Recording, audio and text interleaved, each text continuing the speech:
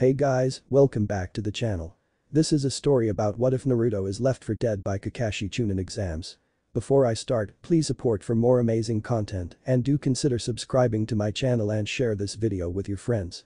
This is written by Amaterasususano and link in the description and support writer. Let's start the video. Chapter 1. Meeting the Perv. Serious training. I do not own Naruto or any of its characters. Naruto Uzumaki, Konoha's #1 knucklehead and the world's most unpredictable ninja, was currently on his way to the hospital.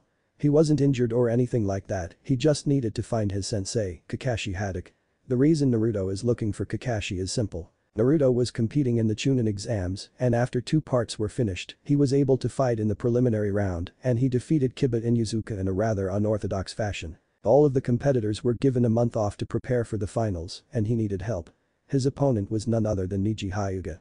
Neji was a prodigy of the Hyuga clan and was slated as the best rookie genin. He brutally beat his cousin Hinata Hyuga due to his hatred of the main branch family and Naruto vowed to beat him in the finals. Naruto knew he needed more than what he had for the finals, so who better to ask for training than his very own sensei. He made it to the hospital and figured he'd go to Sasuke's room since that's where Kakashi would be. "Hey, where's Sasuke's room?" Naruto asked the receptionist. "I'm sorry Mr. Sasuke is not allowed to have visitors." The receptionist said. "What? No visitors? Are you kidding me?" Naruto asked. "Sorry, those are the rules." The receptionist said. "Come on lady, just let me go see him." Naruto said. "Naruto, this is a hospital. Keep it down." Kakashi said walking up to him. "Kakashi-sensei. I am so glad to see you. I need a favor." Naruto said. "Stop right there. I already know what you're going to ask, so I've been looking for someone that can oversee your training for the final round." Kakashi said and Naruto was not happy. "Why? Why can't you train me sensei?" Naruto asked. "I have other matters to handle. I don't have the time to trouble myself with you." Kakashi said. "You're going to train Sasuke, aren't you?" Naruto asked. "Don't complain. Listen, I found you an even better teacher than me." Kakashi said. "But you're my sensei. I want you to train me." Naruto said and he was barely containing his anger. "I can't. I'm busy." Kakashi said. "Yeah, busy training Sasuke like always. Who is this so-called teacher anyway?" Naruto asked. "It's me." Ibisu said and Naruto turned around then he completely lost it. "Him? This is who you got to train me? You've got to be kidding me. Of all the guys you could have picked, you pick one of the people who hate me in this village. What the hell would you even teach me?" Naruto yelled. "I'll work on your basics and chakra control." Ibisu said. "That's right, Naruto. In Team 7 you're the one who needs to work on your basic skills. They need the most work. That's what I want you to focus on this time around." Kakashi said. "My basic skills need work. They wouldn't need work if you were a better sensei." Naruto said. "Excuse me?" Kakashi asked. "You heard me. I've been under you for 6 months and all you've taught me was tree walking and that's only because we were fighting Zabuza on our first C rank mission. Outside of that you haven't taught me anything and then you pawn me off on this guy who doesn't even like me. You don't suck as a teacher, you also suck as a person. Those who break the rules are scum, but those who abandon their comrades are worse than scum. You can't even live by your own words. I know you've been teaching Sasuke and Sakura privately. There's no way Sasuke got that strong without some help and Sakura was worse than me coming out of the academy. She couldn't even break a simple D rank Jinjutsu during our test. Forget it. I'll find somebody to train me myself." Naruto said and stormed out of the hospital. "Konoha streets, stupid sensei. Pawning me off for training. I don't need him. I'll train myself if I have to." Naruto said. He was so caught up talking to himself that he didn't see the person in front of him until they bumped into each other, making the person fall to the ground. "Ow. Hey, watch it." The person said and it was female. "Huh? Oh sorry." Naruto said and helped her up then noticed who it was. "Thank you." "Oh, hey. I remember you. You're Naruto, right?" The girl asked. Yeah. "You're Tonari, right?" Naruto asked. "It's Temari." Temari said. "Oh, right. See ya." Naruto said. "Wait. I need some food. What's a good spot to eat at?" Temari asked. "I'll show you just the place." Naruto said. "Ichirakus." "Hey, old man. I'm here with a new customer." Naruto said. "Ah. Naruto my boy. How's it going?" Tucci asked. "It's good. I've got a new customer. Her name's Temari." Naruto said. "What can I get you, Temari?" Asked. I'll have 2 large beef miso ramen." Temari said. "Coming right up." Said. "Large? Isn't that a bit much?" Naruto asked. "What are you saying? Are you calling me fat?" Temari asked. No. It's just that the girls in this village only eat small portions of food to watch their figure. Aren't you worried about losing your figure and getting fat like most girls?" Naruto asked. "I'm a kunoichi. I can eat as much as I want since I'll just burn the extra calories and weight off as I train. Why are you even checking me out? Focus on yourself and don't worry about me. Temari said rather harshly and Naruto's eyes darkened from sadness. Sorry. I was just curious. I'll see you later, old man, am. Naruto said and left the ramen shop. What was that? Temari asked, surprised by his change in mood and sudden disappearance. You should apologize. Am said as she gave Temari her food. Why? Temari asked. Naruto wasn't trying to insult you. He doesn't have much experience talking to other people really. He mainly struggles to talk to girls. He was hated by the entire village since the day he was born, so he lacks certain social skills, especially when it comes to girls. Am said. I see him talking to everyone all the time since I've been here. Temari said. He's talking to them, but they aren't really paying attention to him. When he talks and is loud it's a cry for attention. You didn't notice, but he was calm and spoke quietly in here because he's comfortable talking around us and we already acknowledge him. He's a good kid and means well. He's just rough around the edges. Am said. Doesn't he have any friends? Temari asked. Not that I know of. If he's not here eating or out training he's up in his apartment by himself. Am said. What about his parents? Temari asked. His parents died the day he was born. He's an orphan. He was kicked out of the orphanage at about 6 years old and has been living on the streets for 2 years before the Hokage found him and gave him an apartment. Am said and Temari actually started to feel bad. I guess I should go apologize. Temari said. Give him some time. It's best to leave him alone when he gets like this. You won't find him. He's so good at stealth that if he doesn't want to be found then not even the Hokage can find him. Am said. Naruto was walking around the forest when he heard the sound of fighting. He went into the trees and saw 2 purple-haired women sparring, and one of them was the same purple-haired jonin from the second part of the chunin exams, Anko Mitarashi. He was so into the fight and noticed that they were fighting while standing on water. He remembered Kakashi and Zabuza doing that when they fought. Why are you spying on us? A voice asked behind him and he froze. Oh. I was just walking around the forest and I heard fighting. I came here and saw the 2 of you fighting. Naruto said. I recognize you. You're the loudmouth brat from the chunin exams. Anko said. Naruto, what are you doing here? The next purple-haired woman asked. How do you know my name? Naruto asked. You don't recognize me without my Anbu mask on, but I've known you since you were a kid. My name is Yugao. Yugao said. Your voice does sound familiar. Anyway I was just watching you 2 spar. Naruto said. You're lying. You just wanted to see us get all wet and get a peek at our breasts through our wet clothes. Anko said. A peek at your what? Naruto asked confused. Our breasts. Tits. Humongous boulders on our bodies. Don't you know anything about sex? Anko asked. What the hell is that? Naruto asked. Come on. Let me explain some things to you, kid. Anko said as she sat next to him. Oh boy. Yugao said, then they both proceeded to give the talk to Naruto, but Anko was a bit over-descriptive and hands-on for Yugao, but Naruto understood what they were saying. So that's what the women in the brothel houses are doing. I always thought they were doing some kind of intense training. Naruto said. Nope. Anko said. You learn something new every day. I wonder if all are soft and squishy like yours. Naruto said. They should be. Yugao has some soft and squishy as well. Anko said and gave Yugao a nice squeeze. Will you stop? I have a boyfriend. Yugao said. I'm sure he wouldn't mind a threesome. Anko said and Yugao blushed. Wow. Wait a minute. Anko, I knew I heard that name before the chunin exams. You're the lady Iruka-sensei talks about a lot. Naruto said. Why does he talk about me? Anko asked and had a small blush on his face. I don't know. He kept mumbling to himself about today being the day he would ask Anko. I never knew what he was talking about, but I think I figured it out. He must have a crush on you. Yeah, that's got to be it. He always has a blush on his face when he says your name. Naruto said and both Yugao and Anko were shocked. No way. I've got to tell Kurenai and Hana this. Yugao thought. He likes me. Well, then again I am a pretty nice piece of ass. Anko thought. Anyway, how were you walking on water just now? Naruto asked. It's chakra control exercise. You should know that by now. Yugao said. If I knew what it was I wouldn't have asked. Naruto said. Right. Well, Anko, I need to get back to my duty. I'll see you, Hana and Kurenai later. Yugao said and vanished. Whoa. That was cool. Naruto said. I have to get going. I've got people to interrogate and a certain teacher to talk to. Nice talk, kid. Anko said. Wait. Before you leave, can you tell me how to walk on water? Naruto asked. What's in it for me? Anko asked. I noticed you like dango and red bean soup. There is 3,000 ryo in this pouch for you. Naruto said holding up a pouch. How do you have this much money? Anko asked. I save more than I spend. Naruto said, and Anko took some of the money from his pouch. To do the water walking exercise, you have to emit a constant stream of chakra from the bottom of your feet and use the repellent force to walk across the water's surface. This is more difficult to master than the tree climbing because the amount of chakra that needs to be emitted changes constantly. Anko said and then gave him a demonstration. Thanks for the help. Naruto said and Anko just vanished. I need to learn that as well. I need to go to the hot springs first. My body is sore from fighting. Naruto said and left. Hot springs. Alright, I'm feeling better so now I'll do the water walking exercise. Naruto said. He figured he would work on it at the hot springs because it would give him more inspiration to complete it since he didn't want to get burned.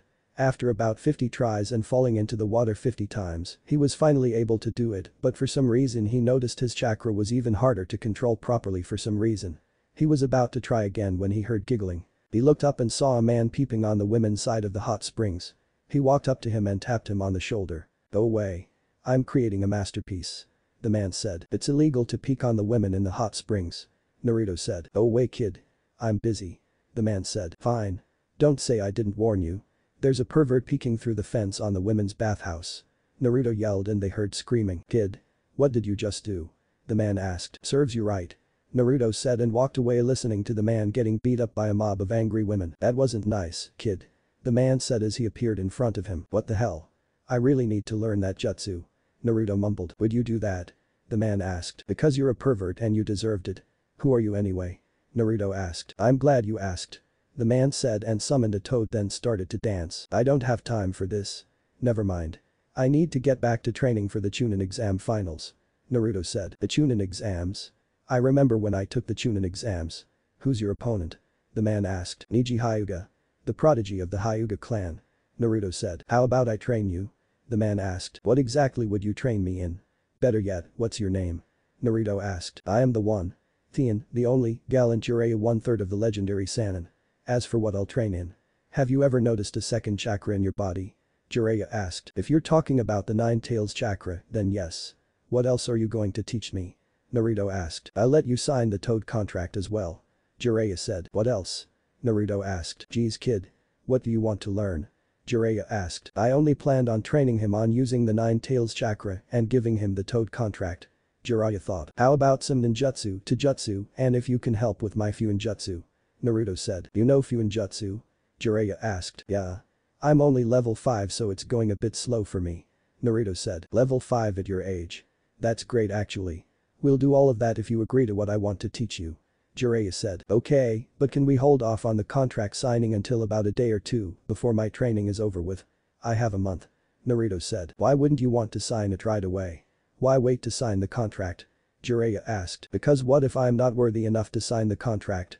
I mean I get that it's a huge honor, but from what I've read up on summoning, the boss summons has the right to reject me if I'm not worthy enough. Can't I just build my strength up first before I sign the contract? Naruto asked. He's different from what sensei told me about him. Jiraiya thought. Sure. Meet me here at 4 AM. We'll train from 4 AM until 6 PM this entire month. What do you know so far? Jiraiya asked. Shadow clones, substitution jutsu, transformation jutsu, sexy jutsu and that's it. Naruto said. That's it? That's all you've learned in what 6 months? Jiraiya asked. I knew all of that besides tree climbing and water walking before I graduated. I learned tree walking during a C-rank turned A-ranked mission and I just found out about water walking a few hours ago.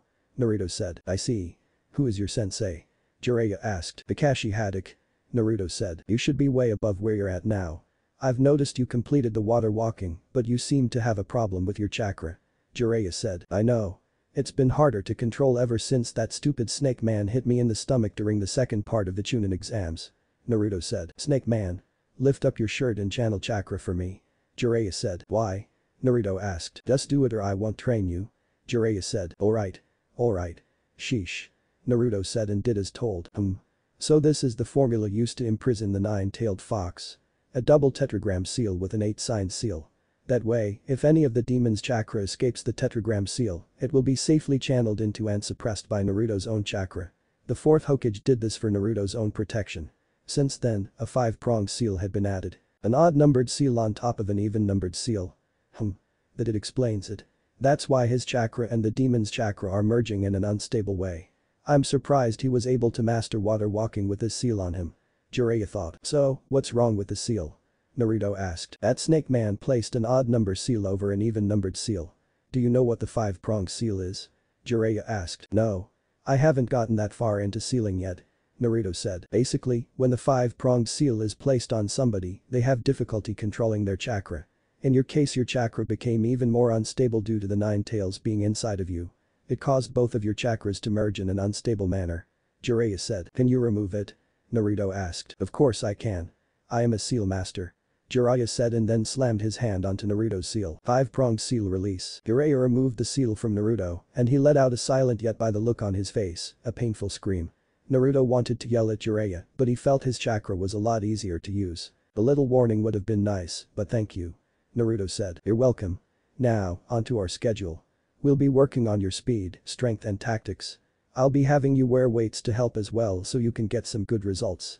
Ninjutsu we'll work on after your physical training is done. Fuinjutsu will be the last thing we work on every day. Jiraiya said. Does this mean I'm like your apprentice? Naruto asked. No. You aren't my apprentice officially until you sign the Toad contract. Now, get home. Tomorrow is the start of our training regime. Jiraiya said. You got it, pervy sage. Naruto said. Don't call me that. Jiraiya yelled and Naruto just laughed at him. Great.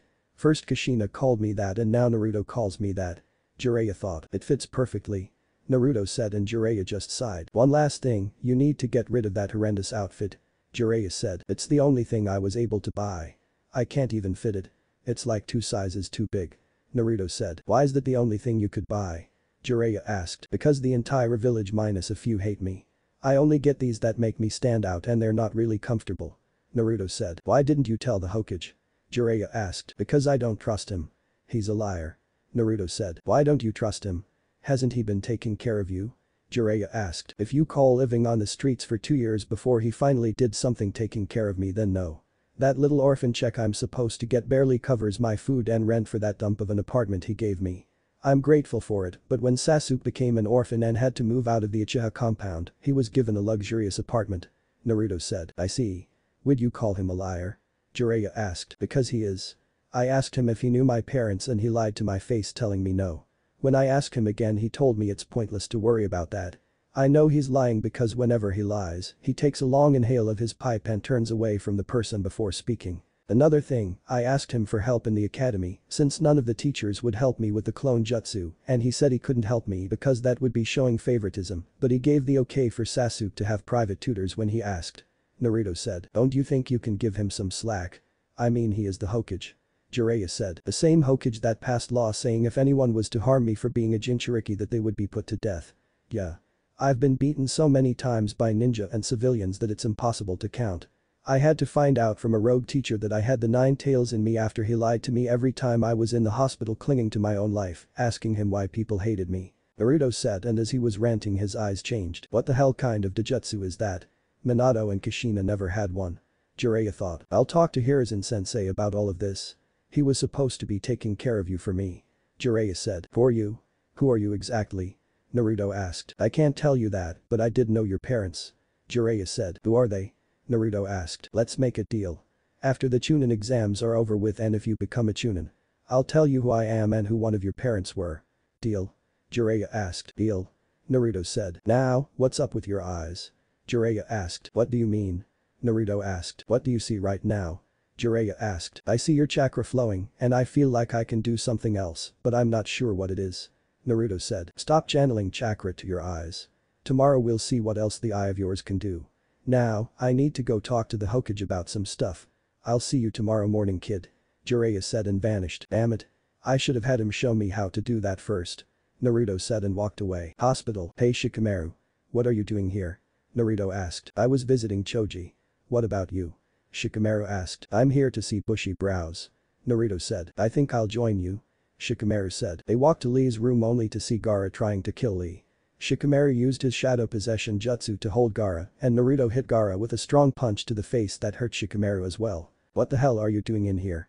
Naruto asked. I was going to kill him. Gaara said. What? Naruto asked. You already beat him during the chunin exams. What's your problem? Wasn't that enough for you? Do you have some kind of personal grudge against him or something? I have nothing against him. It's nothing that complicated. I simply want to kill him that's all. Gaara said. You're sick in the head. You're crazy. Naruto said. You think we're just gonna stand by and let you do whatever you want? You sick, selfish psycho. Shikamaru said. If you don't stay out of my way, I'll have to kill you too as well. Gaara said, and then Naruto walked up to him, staring him right in the eyes. Then do it. We both know Shikamaru's jutsu isn't affecting you. What's stopping you? Naruto asked. What the hell? Shikamaru asked. Do it, Gaara, or leave. Naruto said. It's 2-on-1. Just take my advice and go quietly. Shikamaru said. I'll give you one last warning. If you get in my way, then I'll kill you. Gaara said. Then I'll tell you again. Do it. Naruto said. Will you shut up? He fights like he's mad. Like he's a demon or something. Shikamaru said. He can act like a demon all he wants to, but I've got the real thing inside of me.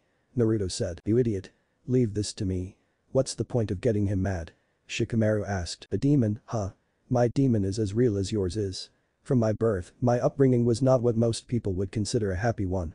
To ensure that I became the strongest of shinobi, my father cast his ninjutsu on me, infusing my unborn self with a sand spirit. I destroyed the life of a woman who gave birth to me. I was born a monster. Its name is Shukaku, and it's the living incarnation of an old monk of the sand village who'd been sealed up in a jar of tea. Gaara said. Yeah. Some kind of demonic jutsu. But to use it on a baby. Before it's even born. Man, that's creepy. Shikamaru said. Can that be true? He has one inside of him too. Naruto thought. Your dad must have loved you a lot. Shikamaru said sarcastically. You speak of love. Don't measure me by your standards. Love. Family. The only emotional ties I have to my family are the ones I'd like to wrap around their necks. They're only ties of hate. Given by the death of my mother. I was brought into being and nurtured as the salvation of the village. I was the Kazukige's child. My father taught me the inner secrets of the shinobi. He pampered me, protected me and left me to myself. For a long time I thought that was love. That was when everything started. Gaara said. When what started? Shikamaru asked. In the 6 years since I became 6 years old, my father tried to destroy me more times than I can count. Gaara said. You just finished saying how your father pampered and protected you. So which is it? Shikamaru asked. Those who get to become too strong are apt to become feared. The jutsu that gave me birth had unbalanced something in my mind. Even the fools in my village finally realized I had emotional problems. My father, the Kazekige, had created me as his ultimate weapon, but I eventually became a threat to the very village I was meant to save. By the time I was 6 I became a figure of terror to them. I was a relic of the past that they wished would disappear. So you see, I had failed at the one purpose for which I was given life. What then was left for me in this existence? Why go on living? For a long time, I couldn't find an answer to that. But in order to live, you need a purpose. To exist for no reason is the same as being dead. Gaara said. I know exactly what he means. He's the same as me. Naruto thought. Then in time the answer came to me. To put it simply, my reason for living is in the killing of others. For years I lived in fear of those who were sent to murder me. But now I am at peace. I killed many would-be assassins, and it was while I was doing it that the truth was made clear to me. I live solely for myself. I live only for myself. As it was the death of my mother that first gave me life, now it is the death of others that sustains me, that makes me almost happy to be alive, and there's no end to it, as long as there are still people to kill in this great wide crowded world. I will never disappear. Gaara said, and then his sand came to life around him. Alright. That's enough. Save it for the finals. That's when the final competition begins. You're just wasting it today. Is that what you want? Might Guy asked, and Gaara grabbed his head, forcing his sand to come back into his gourd. Then he just walked out. All the same, I will kill you. Just you wait. I'll kill you all. Gaara said. I see. I'll see you guys later. Naruto said. Where are you going?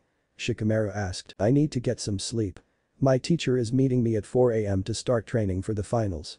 Naruto said. Isn't Kakashi always late? Shikamaru asked. He's not teaching me. I have somebody else who is the second strongest in the village behind the Hokage. Naruto said. Who would that be? Shikamaru asked. Toads. Naruto said cryptically, and Might Guy widened his eyes. Naruto, is he your teacher? Guy asked. Yeah. Naruto said. Then I look forward to seeing your hot flames of youth in the finals. Guy said and did his nice guy pose. Konoha streets. I guess I have my work cut out for me in the finals. Naruto said. He was walking through the streets of Konoha again, and this time he felt at peace after he got everything off his chest when he talked to Jiraiya. For the first time in his life he actually felt at peace. He decided to stop by the shinobi library to look for a taijutsu style and found 2 styles that should help him. He left the library, and as he was walking he once again bumped into Temari. Huh? Oh. It's you again. Naruto said as he helped her off the ground. Yeah. It's me.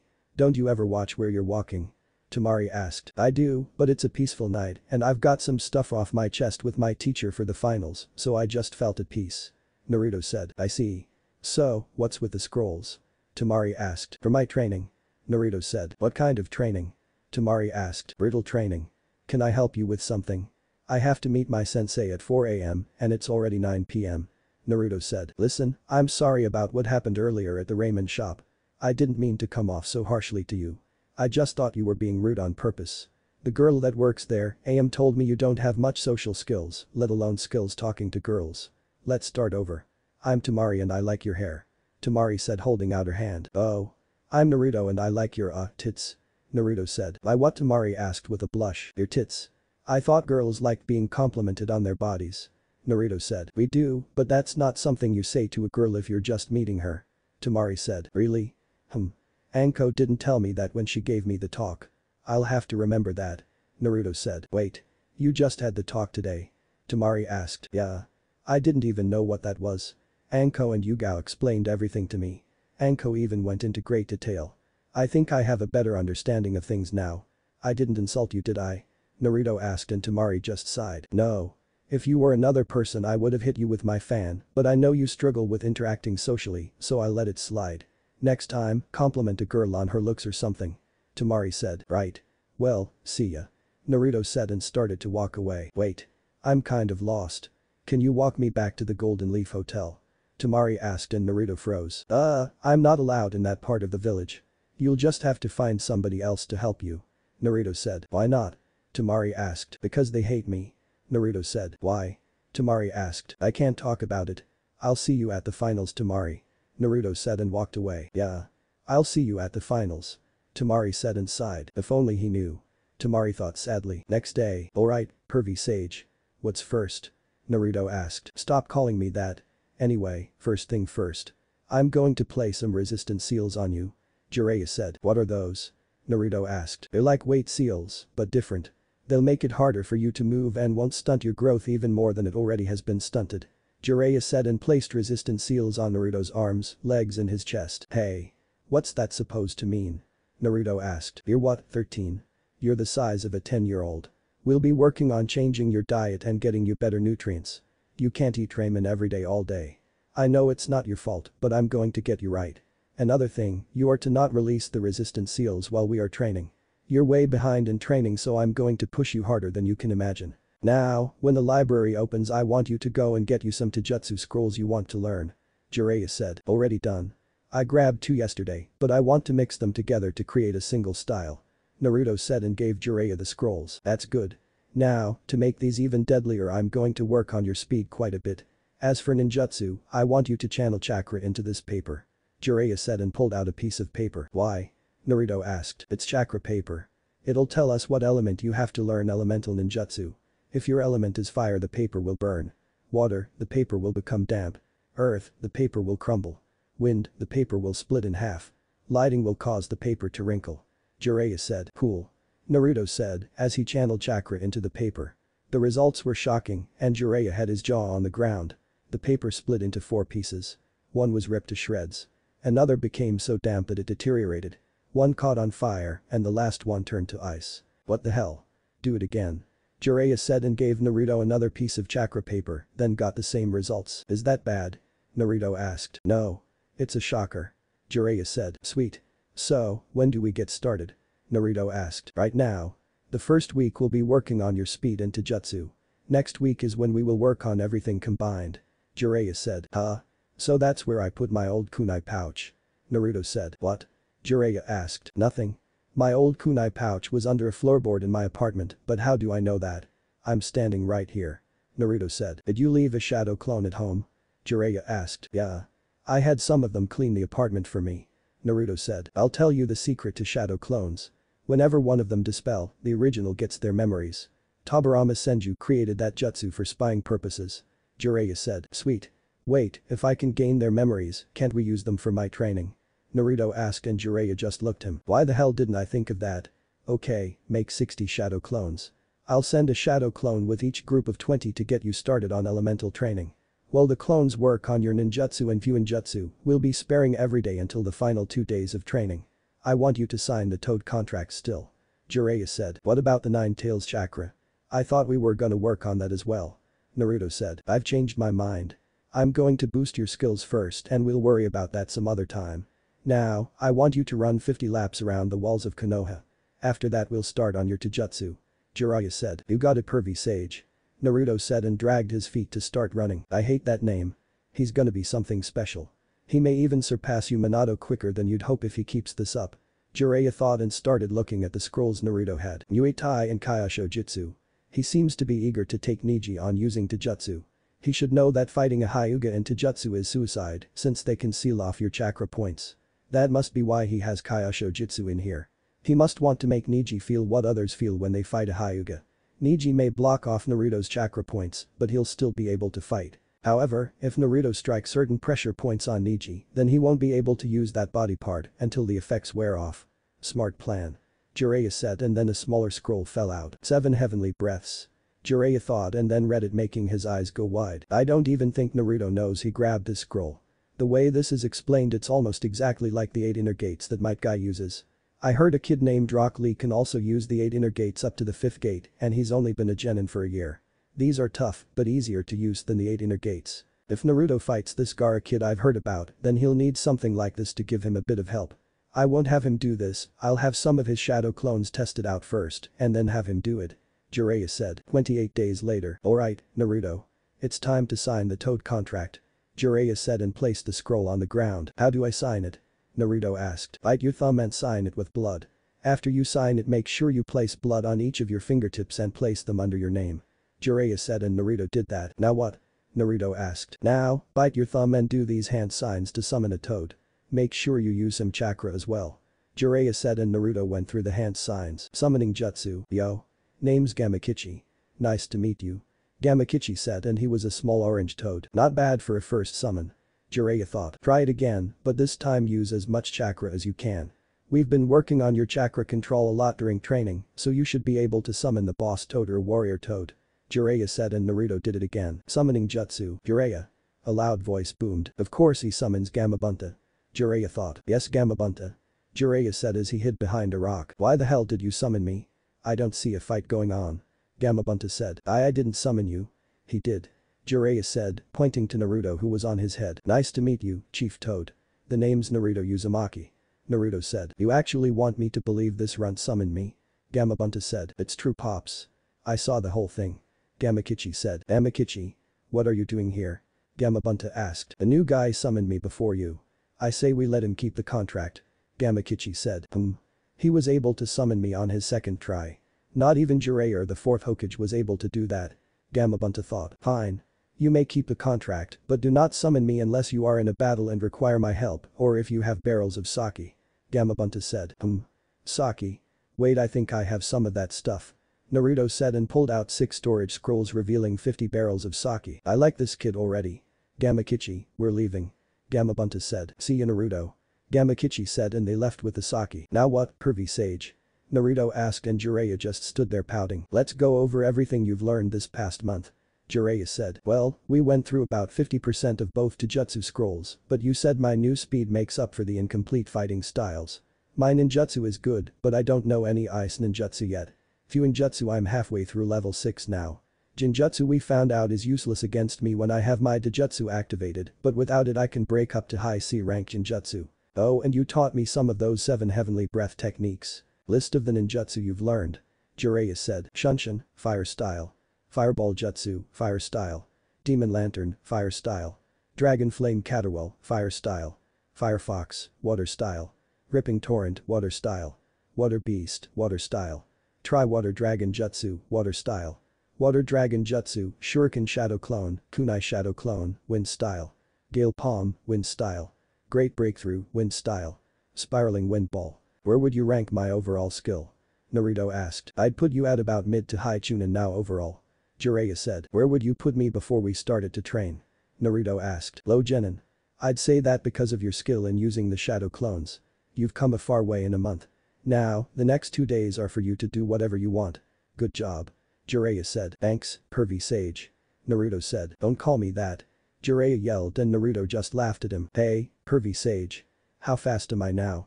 I mean these resistant seals must have helped a lot, right? Naruto asked. Well, I'd say that your speed is faster than that Rock Lee kid after he takes off his weights and without the seals activated on you. You were already low chunin in speed before any progress happened. I'm surprised Kakashi hasn't noticed that. Jiraiya said. That's because he was focused on his most prized student. The one I know for a fact that he wanted the most because of the stupid Sharingan. Naruto said. Kakashi took the easy student. Jiraiya said. What do you mean? Naruto asked. Kakashi took the prodigy of the class because Sasuke is a genius. It's easier to teach Sasuke because you can already tell he has a training background. You on the other hand had no one to train you and knew next to nothing. It would have been difficult for Kakashi to teach you because you don't understand things like Sasuke. To put it simply, Sasuke was the diamond while you were the lump of coal. Which do you think people would prefer? A diamond or a lump of coal? Jiraiya asked. The diamond. Naruto said. Exactly. I'd rather take that lump of coal.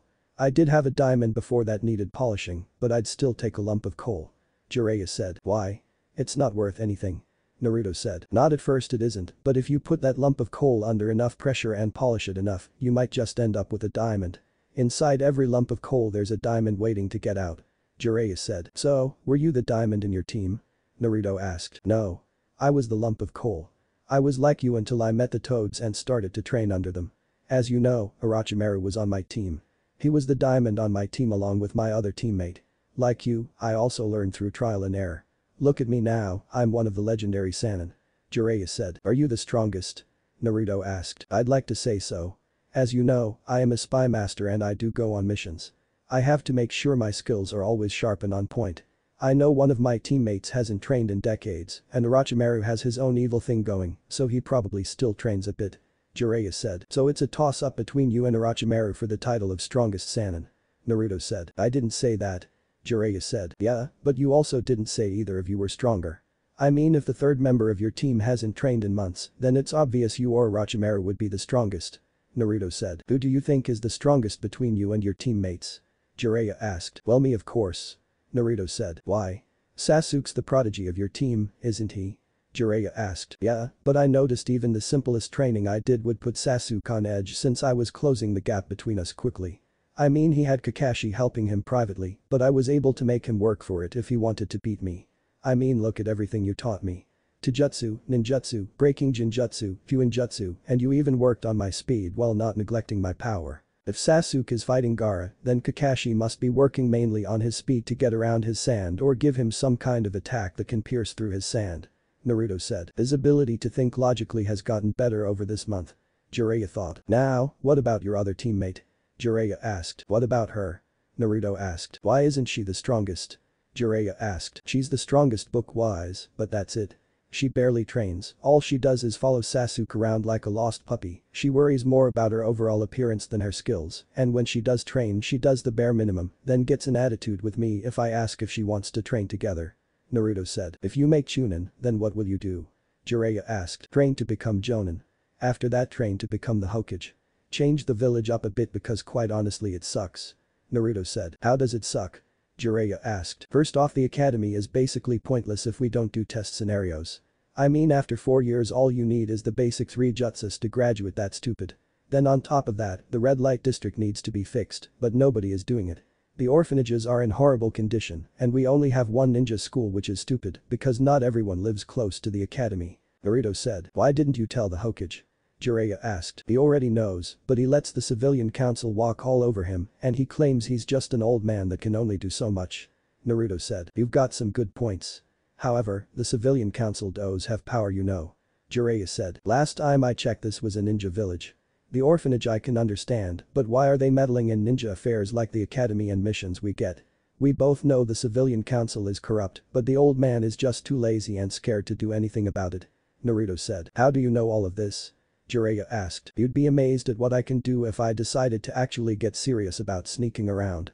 All of the civilian council has made my life a living hell, except for Sakura's mother. I have all this dirt on them and I'm just waiting for the right opportunity to bring it out. I even made it known that there are weak points in the village security. It's almost as if the village is welcoming an attack. I shouldn't be able to sneak into Anbu headquarters, sneak into the Hokage mansion, and I shouldn't be able to access the files room on the civilian council. Naruto said. How the hell weren't you caught? Jiraiya asked. Like I said during training. If I don't want to be found you won't find me. Not even that glass orb the Hokage has can't even find me. Naruto said. Sheesh, this village is lucky he isn't an enemy, or they'd all be dead by now. Jiraiya thought. Anyway, good luck in the finals. Jiraiya said. You're not staying? Naruto asked. I've got to meet up with some contacts. I should be back in time to see my apprentice win the finals. Jiraiya said. I'm officially your apprentice. Naruto asked. Yup. As soon as you signed the Toad contract, it became official. As a Sannin, I have power to choose whoever I want as my apprentice. If you stay a genin, then I'll be able to pull you from a mission if I need you for something. Jiraiya said. Awesome. Hey, pervy sage. Am I a diamond or lump of coal? Naruto asked. I've just started putting you under pressure and polishing you. However, there is a speck of something within you. It's up to you on how you go about that. Your drive and ambition will determine if it's a speck of dust or a diamond that is starting to form. Jiraiya said. I guess this is it. Naruto said, and Jiraiya placed his hand on Naruto's head. Don't worry. You'll do just fine. Jiraiya said. Thanks, pervy sage.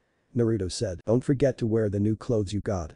That horrendous jumpsuit is too small for you now. Jiraiya said, and then Jiraiya went up and smoked. 2 days later, chunin exam finals. The crowd was gathered as all the competitors were in the arena. Well, all except 3. Naruto, Sasuke and Dosu weren't there yet. Sasuke was with Kakashi, so he was more than likely going to be late, but no one has heard from Naruto or Dosu. Look at this. We're missing quite a few people here. Shikamaru thought. Stans, what's going on? Where is everyone? This is about to get started. Ino said. Yeah, what's going on? Sasuke and even Naruto are nowhere to be seen. Sakura thought. Hey, look. Who's that? Ino asked, pointing to a competitor. I don't know. Sakura said. Fighting area, name please. The proctor asked. It's me, Naruto. Naruto said. Sorry, the clothes threw me off. The proctor said. They're pretty sweet, huh? Naruto asked. Yeah, they are. Finally got rid of the orange jumpsuit, huh? Shikamaru asked. Hey, I had to. Naruto said. He now wore a white hoodie that had green trimmings down the side. Black shinobi pants and black shinobi sandals. Underneath his hoodie was a red shirt with armor mesh underneath it. His hair grew out a bit, and if you looked at him closely, he looked like a certain head on the Hokage monument. Whoa. He sure is cute. Stop that, Tamari. You have more important things to worry about. Tamari thought, but couldn't stop the small blush appearing on her face. You guys are the heroes of this final competition. The proctor said. Welcome all, and our deepest thanks for coming here to the village hidden in the leaves for this year's chunin selection. We have come to the final completion between the 8 candidates who made it through the preliminaries. We ask that no one leaves until all the matches have been completed. Now, everyone enjoy. Hiruzen said. Oh, there's one more thing before we get started. Look it over. There's been a slight change in the matchups. Now it's set, so everyone take one last look at who you'll be facing. The proctor said and held up a piece of paper. I thought I was supposed to fight an extra match. Hey, so that Dosu guy dropped out. Shikamaru thought. Alright, listen up. The terrain is different, but the rules are the same as before. That is that there are no rules. A match continues until one candidate acknowledges defeat or dies. That being said, if I determine that a match is over, I can step in and stop it at any time. No arguments are permitted. These are the opponents for the first match. Naruto Uzumaki and Niji Hyuga. Those 2 stay. The rest of you can go to the waiting area. The proctor said, and everyone left except Niji and Naruto. Stans. Hey Sakura. I know that you're worried about Sasuke, but come on. Don't be such a lump. Aren't you going to at least cheer Naruto on? Ino asked. You're right. Sakura said and put a smile on her face. That's more like it. Not that the poor ring has a hope in hell against Niji. Ino said. He's not that bad. Sakura said. Are you kidding? Not that bad. Is that the best you can do? Ino asked. Who would have believed that little squirt would survive this long? Katetsu asked. Yeah. He's been one lucky kid so far, but his luck's about to run out. He'll never survive this one. Izuma said. I don't know. Look at him. He's grown a lot. He's not the little squirt he was a month ago. He's taller, put on some muscle and looks more mature. Whoever trained him must have put him through the ringer. I can tell he's far ahead of what he used to be. This match is going to be a lot more interesting than people think. Katetsu said. Fighting area. You got anything to say to me? Niji asked. Yeah. You might want to take me serious from the start if you hope to have any chance at winning. Naruto said, and everyone noticed his voice was a bit deeper. Then Niji activated his Byakugan. He has the look. He's calmer now, more sure of himself. Niji thought and then got into his fighting stance, as did Naruto. So much the better for me. I can't wait to see the look of despair on your face when you learn that your foolish vow is impossible to keep. Niji said. The Byakugan. The prized Dojutsu of the Hyuga clan. I'm honored. However, I wonder which Dojutsu is better. Yours or mine? Naruto asked and activated his Dojutsu, shocking everyone. Page stands. What? Hiruzen yelled. I've never seen a Dojutsu like that before. Care to explain, Lord Third? The fake fourth Kazuki asked. I've never seen something like that before either. Hiruzen said and focused on Naruto. I must see more of that Dojutsu. I'll have to delay the invasion. Orochimaru thought and discreetly did a hand signal to somebody in the stands who nodded. Fighting area, alright. Let the first match begin. The proctor said. Neji and Naruto had a brief stare down before Naruto sprang into action. He pulled out some shurikens and threw them at Neji, who started to block them until Naruto used a shuriken shadow clone jutsu and Neji had to use his ultimate Hyuga defense to block them. I can't believe he forced me to use the rotation on his very first move. Neji thought. Now that we got that out of the way, how about we get started? Naruto asked. How did you know about my rotation? Neji asked. When I don't want to be seen, you won't see me even with those eyes of yours. Naruto said. It does not matter, you're still fated to lose to me. Neji said. Yup, and you're still fated to be the Hyuga main branch's bitch. Naruto said and rushed in at Neji. You really are an idiot if you intend to take me on in a Taijutsu fight. Neji said. Naruto appeared in front of Neji and they began a Taijutsu fight. Neji was using his gentle fist and Naruto was using a combination of his two fighting styles. The crowd was cheering loud because of the high-speed action and the shinobi in the stands were surprised that Naruto was able to go toe-to-toe with a Hyuga prodigy in Taijutsu. Every time Neji would strike Naruto, he would get hit twice by Naruto. The speed at which Naruto was fighting threw Neji off a bit, but he was no stranger when it came to speed. What Neji didn't know was that Naruto's Taijutsu allowed him to see Neji's chakra network, so he was able to counter some of the blows to his chakra points by adding more chakra to them to keep them from closing. Stands. I can't believe it. Kurenai said. I know. To think this used to be the dead last. Whoever trained him during this month must have been quite the shinobi. Asuma said. Didn't Kakashi teach him? Kurenai asked. No. From what I heard, Naruto asked Kakashi for help, but he refused as he wanted to train Sasuke for his match with Gaara. Kakashi chose Abisu to train Naruto and he flipped out on Kakashi, then stormed out of the hospital. Nobody hasn't seen or heard from him for an entire month. However, rumor has it that he spent some time with the Kunoichi from Suna. Asuma said. Then it makes me wonder what he would be like if he was trained properly throughout the academy. Kurenai said. Same here. I feel bad for Kakashi. Naruto will without a doubt make chunin, and if he does, Kakashi won't have anything to do with it. Asuma said. Is that Naruto? There's no way he should be able to fight with Neji like that. Tenten thought. Hey Sakura. Ino said. Huh? What is it? Sakura asked. I thought Naruto was supposed to be the dead last. Who trained him? Ino asked. I don't know. I haven't seen him for the entire month. He hasn't even been to Ichiricus. Sakura said. He's obviously been training and eating better. He's grown a couple inches and is probably as tall as Neji now. That and look at the muscle he put on. I wonder if I should snatch him up before somebody else does. Ino said and Hinata gasped. Ino, do you even hear yourself? Sakura asked. I'm just kidding. Sasuke is the guy for me. Naruto belongs to Hinata. Ino said, making Hinata blush. Fighting area. I can't believe he's able to match me in Taijutsu. However, his arms are done for. Neji thought as they separated and both were covered in bruises. You may have gotten stronger, but you're still no match for me. The gentle fist blocks the chakra points wherever I strike. Looks like you can't use the chakra in your arms for Yuninjutsu. Neji said. See, that's where you're wrong. I can easily reopen my chakra points. You on the other hand may want to examine your body a bit closer. Naruto said. A couple of bruises mean nothing. Neji said. Even with the infamous Byakugan you still can't see clearly. Naruto said. What is that supposed to mean? Neji asked. The bruises on your body are in specific points on your body. They aren't just random spots I hit. While you were able to close off my chakra points, I was able to strike your pressure points. Your arms don't really work that great right now. You may have hit me half of the times you actually thought you did. Your attacks became slower and weaker as we fought. While I can reopen my chakra points, you have to get a medic or somebody that knows the body to help you out. Naruto said. What? That's impossible. How could I fall for something so simple? Neji thought as he tried to move his arms, but they wouldn't move. Surrender now or stand there helplessly as this dead last embarrasses you even more. I haven't even begun to fight seriously. You came into this fight filled with arrogance. Expecting an easy win. I came here with a plan and a counter to your Taijutsu. I trained every day from before the sun rose to when the sun went down this past month. What will it be? Will you forfeit or will I have to embarrass the Hyuga clan even more? Naruto asked and walked up to him putting a kunai to Neji. I forfeit. Neji said reluctantly. Winner. Naruto Uzumaki. Genma said and the crowd was stunned. Neji, why do you hate Hinata? She's a nice girl and wouldn't hurt a fly. Naruto said. Because of the caged bird seal. Neji said and it all made sense. Neji, all seals can be broken. I'll let you in on a secret I've learned. Hiashi Hyuga was against your father being given up during the whole Kumo incident. Talk to him and he'll explain things.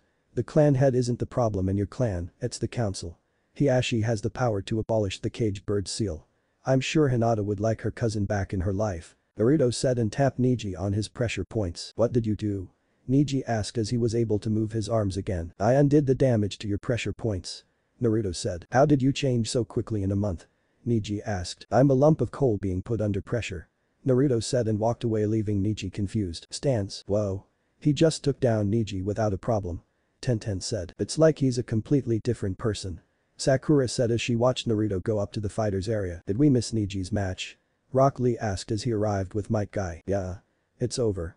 Tenten said. Then Neji must be really strong if he was able to take out Naruto so quickly. Although it looks like Naruto gave him some problems. Might Guy said. No. Neji lost. Tenten said. What? Lee said. It's true. Naruto outclassed him and came in with a plan to counter Neji and his gentle fist. He blocked off the pressure points in Neji's arms. Neji had to forfeit due to his arms being useless. Tenten said. It doesn't make sense. Naruto shouldn't be this good after a month. Ino said. Given who trained him, this isn't much of a surprise. Might Guy said. Who trained him? Sakura asked. It's not my place to tell. However, just know that if Naruto defeated Neji as easy as you said, then we haven't even seen what he can really do. Guy said. Fighters area. Geez, Naruto. Did you have to win so quickly? Shikamaru asked and Naruto ignored him as he walked up to Gaara. Win your match, but don't kill him. I want to fight you myself. Naruto said and had a stare down with Gaara, but you could feel the tension between them. Mother says your blood is better than the Uchiha. Gaara said with a crazed look on his face. Then don't lose to Sasuke and you can have it. Naruto said, and then Gaara released a huge amount of chakra, but his was no match for Naruto's chakra output. What the hell are they? Shikamaru thought. He's got more chakra than Gaara. Tamari thought. Can you two stop your cracking the walls around us? Shikamaru said. Wimp. Tamari said. I'll see you in the final match. Naruto said and walked away to take a nap. Time skip. Hours passed by since Naruto went to sleep and he was woken up by a screeching noise. He yawned and stretched, then noticed Sasuke standing on the wall with lighting covering his hand. Sasuke took off at incredible speeds towards Gaara, who was trapped in a sphere of sand. Right before Sasuke could stab Gaara, his feet were stopped by sand. Sasuke was surprised along with Kakashi, and then a giant hand made of sand came from the sphere and repeatedly slammed Sasuke into the wall before he fell unconscious. Winner. Gaara of the sand. Genma said. Naruto Uzumaki. Come face me. Mother wants your blood. Gaara yelled, and the sand sphere went away as Gaara was back to normal. Stance. Okay. Naruto said and stood up, but he was grabbed. I'm calling off the match. You can't win. Kakashi said. Oh? Why is that? Naruto asked. Because if Sasuke wasn't able to beat him, I know you can't. Kakashi said. See, that's where you're wrong. I'm stronger than Sasuke and I have quite a bit of tricks up my sleeve. Naruto said. Sorry, but this is for your own good. Genma. Naruto Uzumaki forfeits this match. Kakashi said. No the hell I don't. Naruto said and went up in smoke revealing a log in his place. Relax, Kakashi. Naruto's got this. Asuma said. Did you see what Gaara did to Sasuke? There is no way Naruto stands a chance. Kakashi said. Actually, he does. Might Guy said. How so? Kakashi asked. Simple. He was trained by somebody way out of our league. He defeated Neji like it was nothing. Might Guy said and turned his attention to the fight. Have some faith in your genin, Kakashi.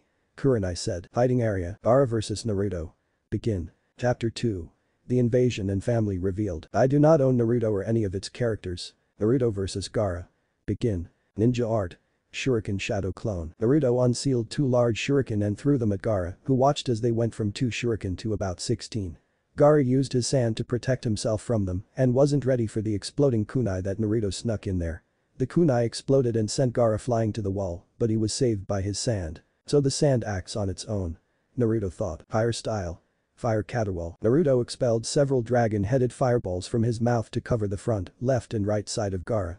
As the dragon heads move in an erratic manner, it makes the jutsu much more difficult to avoid. Gaara once again used his sand to protect him and then once the dragon heads connected, they exploded. Is that all you can do? Gaara asked. Far from it. I'm just testing the speed of your sand. Naruto said. Ninja art. Kunai shadow clone. Naruto threw 2 kunai at Gaara and then they multiplied into 20. Naruto wasn't finished as he went through 4 hand signs. Wind style. Gale palm. Naruto clasped his hands together and wind is compressed, then transformed into a powerful gale. He pushed his hand out forward and the wind helped the kunai travel through the air faster, making them more lethal. Gaara once again raised his sand, but a few of them got through and managed to cut through his sand armor. Stance. Whoa. What happened to Naruto? Ino asked. I don't know. He was never this good before this round. Sakura said. Whoever trained him really did a great job. Asuma said. Didn't Kakashi-sensei teach him? Sakura asked. No. From what I heard, Naruto did ask Kakashi for help, but he blew him off so he could train Sasuke for his match with Gaara Instia. Asuma said. Then who trained him? Ino asked. I did. Jiraiya said as he landed behind them. Master Jiraiya. Kurenai said. Lord Jiraiya, it is an honor to see you and your youthfulness again. Might Guy said. Sure. Jiraiya said, and Might Guy did his patented nice guy pose. Why did you train him? Kakashi asked. Because you wouldn't. Jiraiya said. Fighting area. So much for your ultimate defense. Must not be that great if I manage to get through it with a few lousy kunai. Naruto said. Shut up. Gaara replied. Gaara used his sand to attack Naruto, who was barely getting out of the way, resulting in him getting a few cuts and his clothes torn. Naruto saw Gaara have his sand attack from each direction, and Naruto was able to use the Shunshin to escape whatever he had planned. Stop running. Gaara said. Gaara then started to transform, and Naruto quickly deactivated his resistance seals. The gourd on Gaara's back slowly broke down and began to cover his body, covering his arms and then his face, distorting it and giving it Shukaku's features such as the yellow eye and markings. He even grows his one tail from the gourd, which itself functions like a normal tail. I see you're getting serious. Naruto said and activated his Dojutsu stance. This is why I said to call off the match. I don't know what you're trying to prove, Master Jiraiya, but Naruto isn't ready for this kind of opponent. Kakashi said. How would you know? You never trained him. He's perfectly fine. He hasn't even used the skill he knows will work. Jiraiya said. What skill is that? Might Guy asked. Let's just say that this match will be somewhat similar to Lee's match. Only difference is the winner. Jiraiya said. He knows the 8 inner gates. Might Guy said. No. He knows something similar though. Jiraiya said. Lord Jiraiya, are you telling me he knows how to use that technique? Might Guy asked. Yes, but only the first 2 activations. Jiraiya said. I see. Might Guy said. What does he know? Kakashi asked. You'll have to wait and see. Jiraiya said. Can you Atlas tell us about his Dojutsu and what it does? Asuma asked. As far as we know so far, when it's activated Jinjutsu doesn't work on him and he can see chakra pathways. We're still trying to figure it out. Jiraiya said. And I think if he has a Dojutsu he should be placed under my care. I am training Sasuke in using the Sharingan after all. Kakashi said. No. The Sharingan and his Dojutsu are completely different. He's probably not going to want your help anyway. You had 6 months and did nothing with him. Jiraiya said. You said Jinjutsu doesn't work on him. I'm the Jinjutsu mistress. Do you think some of my Jinjutsu will work? Kurenai asked. I doubt it. Unlike the Sharingan, it's impossible to place him under a Jinjutsu while his Dojutsu is activated. A Sharingan user can be placed under a Jinjutsu, but they'll easily be able to break out of it and counter it. With Naruto's Dojutsu it's impossible to place him under it. I don't know if he can cast Jinjutsu with his eyes though. Jiraiya said. Then the loser is still inferior to me. Sasuke said arrogantly. Yet he's lasting longer against Gaara than you did. Jiraiya said. Fighting area. Time to die Uzumaki. Gaara yelled. Sand shuriken. Gaara swung his sand-covered arm at Naruto and sent shurikens made from sand towards him at a rapid pace. Naruto pulled out some kunai and started to deflect as many as possible, but he was eventually overtaken by the amount and was cut up severely. Yes. I can smell your blood from over here. Gaara yelled. Shukaku's arm. After gathering a large amount of sand, Gaara formed it into a replica of Shukaku's arm and used it to grab Naruto, then slammed him into the wall repeatedly.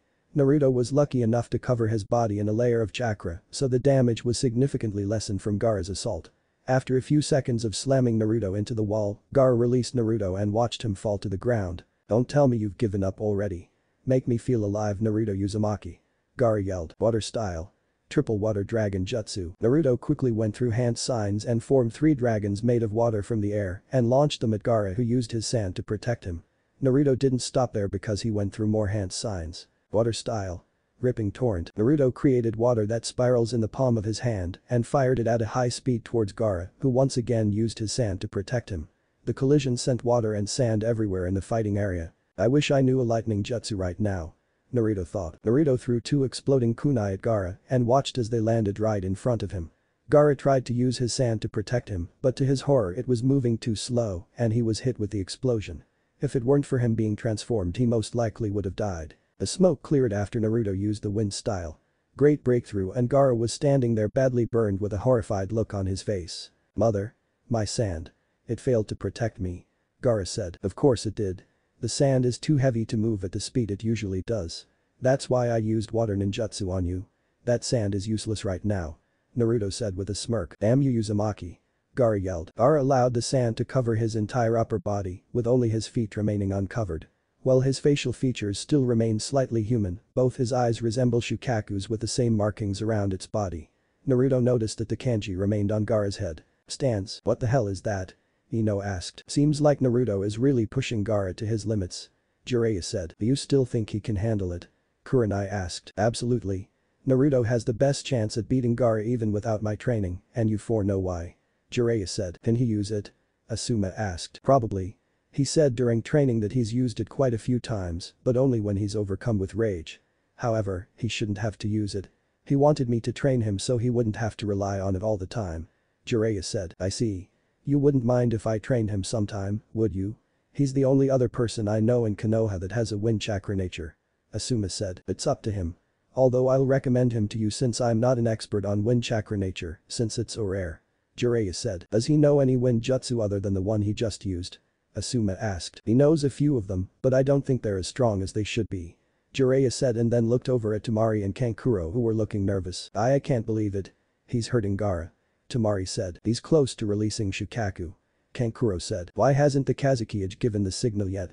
Baki asked. That's because he isn't the Kazekage. Jiraiya said as he appeared behind them. Lord Jiraiya. Baki said. Relax.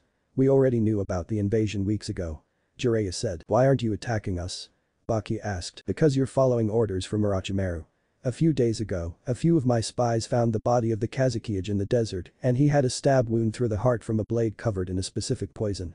Jiraiya said. So this entire time, it's been Orochimaru giving us orders? Temari asked. Yes. I did some digging around and found out Orochimaru approached your father a month before the chunin exams about teaming up for an invasion, but when your father declined, Orochimaru ambushed him a few weeks later. We grew suspicious when Rasa didn't show up for a meeting with the third Hokage to try and find a way to help your village get its budget increased again. That's when I sent some of my best spies out to find anything and they discovered his body. Jiraiya said. Damn it. So what do we do now? Are you going to capture us? Baki asked. No. Baki, I want you to gather as many of the sand shinobi you can gather without making it obvious and help our ninja and Anbu evacuate the village by helping everyone get to the shelter near the Hokage mountain. You two stay here and act normal. Once the invasion starts, take out any sound ninja you can until the Anbu arrives. Jiraiya said. Yes, sir. Also I should let you know that we have a spy in your Anbu ranks. He's standing behind the other genin with the dog and the Hyuga girl. He was supposed to get a signal that would have him cast a sleeping genjutsu that would put everyone to sleep and that's when Gaara would release Shukaku, since he comes out whenever Gaara goes to sleep. Baki said. I'll get a squad of jonin on it. You help us win this invasion and I'm sure the Wind Daimyo will boost your budget again. Jiraiya said. I'll get on it right away. Baki said. Good. Jiraiya said. Wait, what about Gaara? From the way this fight is going he could release Shukaku at any minute. Kankuro said. He's right. After this transformation is when Shukaku can fully manifest. Temari said. Don't worry. Naruto will handle Gaara. I did prepare him for this after all. Jiraiya said and vanished. Are we really gonna leave a genin to stop Shukaku? Kankuro asked. So far he's proven he can handle it. If things get bad you two help him from a distance. Baki said and walked away. Fighting area. Stop running away from me Uzumaki. Gaara yelled as he was trying to grab Naruto with his extended sand arms. Fine. Naruto said and then vanished from sight. Oh, where are? Gaara was cut off from a kunai exploding right in front of him. Gaara was suddenly punched from behind and the man he was just flying around like a human pinball before he finally crashed to the ground. That's not enough to keep him down. Naruto thought. Very interesting Uzumaki. Show me more. Make me feel alive. Gaara yelled. You asked for it. Naruto said and then looked up at Jiraiya who nodded. Stance. Master Jiraiya, why did he look up at you?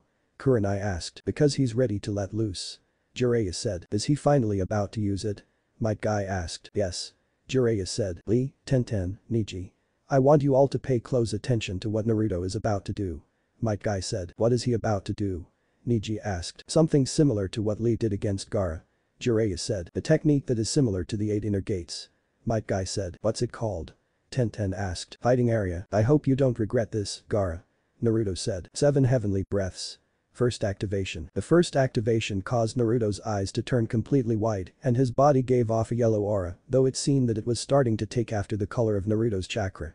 This first breath allows Naruto to push towards his body's natural limits since the bolstered fortitude from the technique lessens pain and reduces fear of self-harm. Second activation. The second activation caused Naruto's body to expand slightly, his muscles becoming distinctly more prominent. In this stage, Naruto will also begin to recover faster as the activation stimulates the body's natural healing above the normal rate.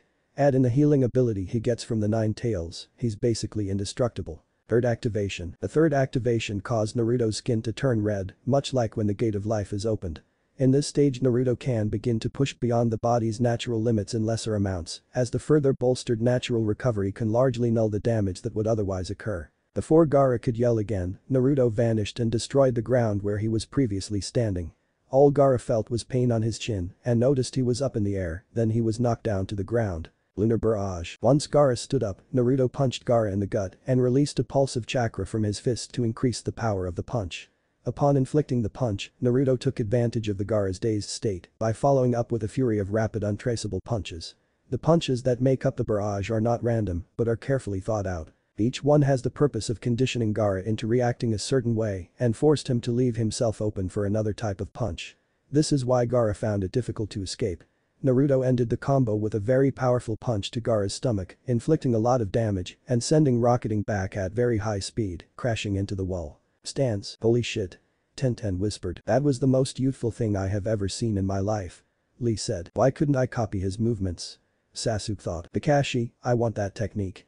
Sasuke said. I can't teach you something I know nothing about, Sasuke. Kakashi said. Then I demand that this old fool teaches it to me along with everything he knows. Sasuke said. Kid, I'd watch what you're saying if I were you. Asuma said. He's one of the legendary Sannin and is possibly the strongest shinobi in the village. Kurenai said. Doesn't matter.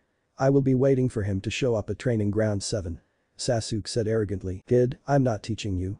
You may have all the skills, but you're not worth my time. I will never take on a student who is arrogant and thinks everything should be handed to him just because his family died. Jiraiya said. Watch your mouth. Sasuke yelled and went to attack Jiraiya, but before he took one step he was laying on the ground underneath a medium-sized toad. That's your only warning. Jiraiya said. Master Jiraiya. Why did you pick to train Naruto?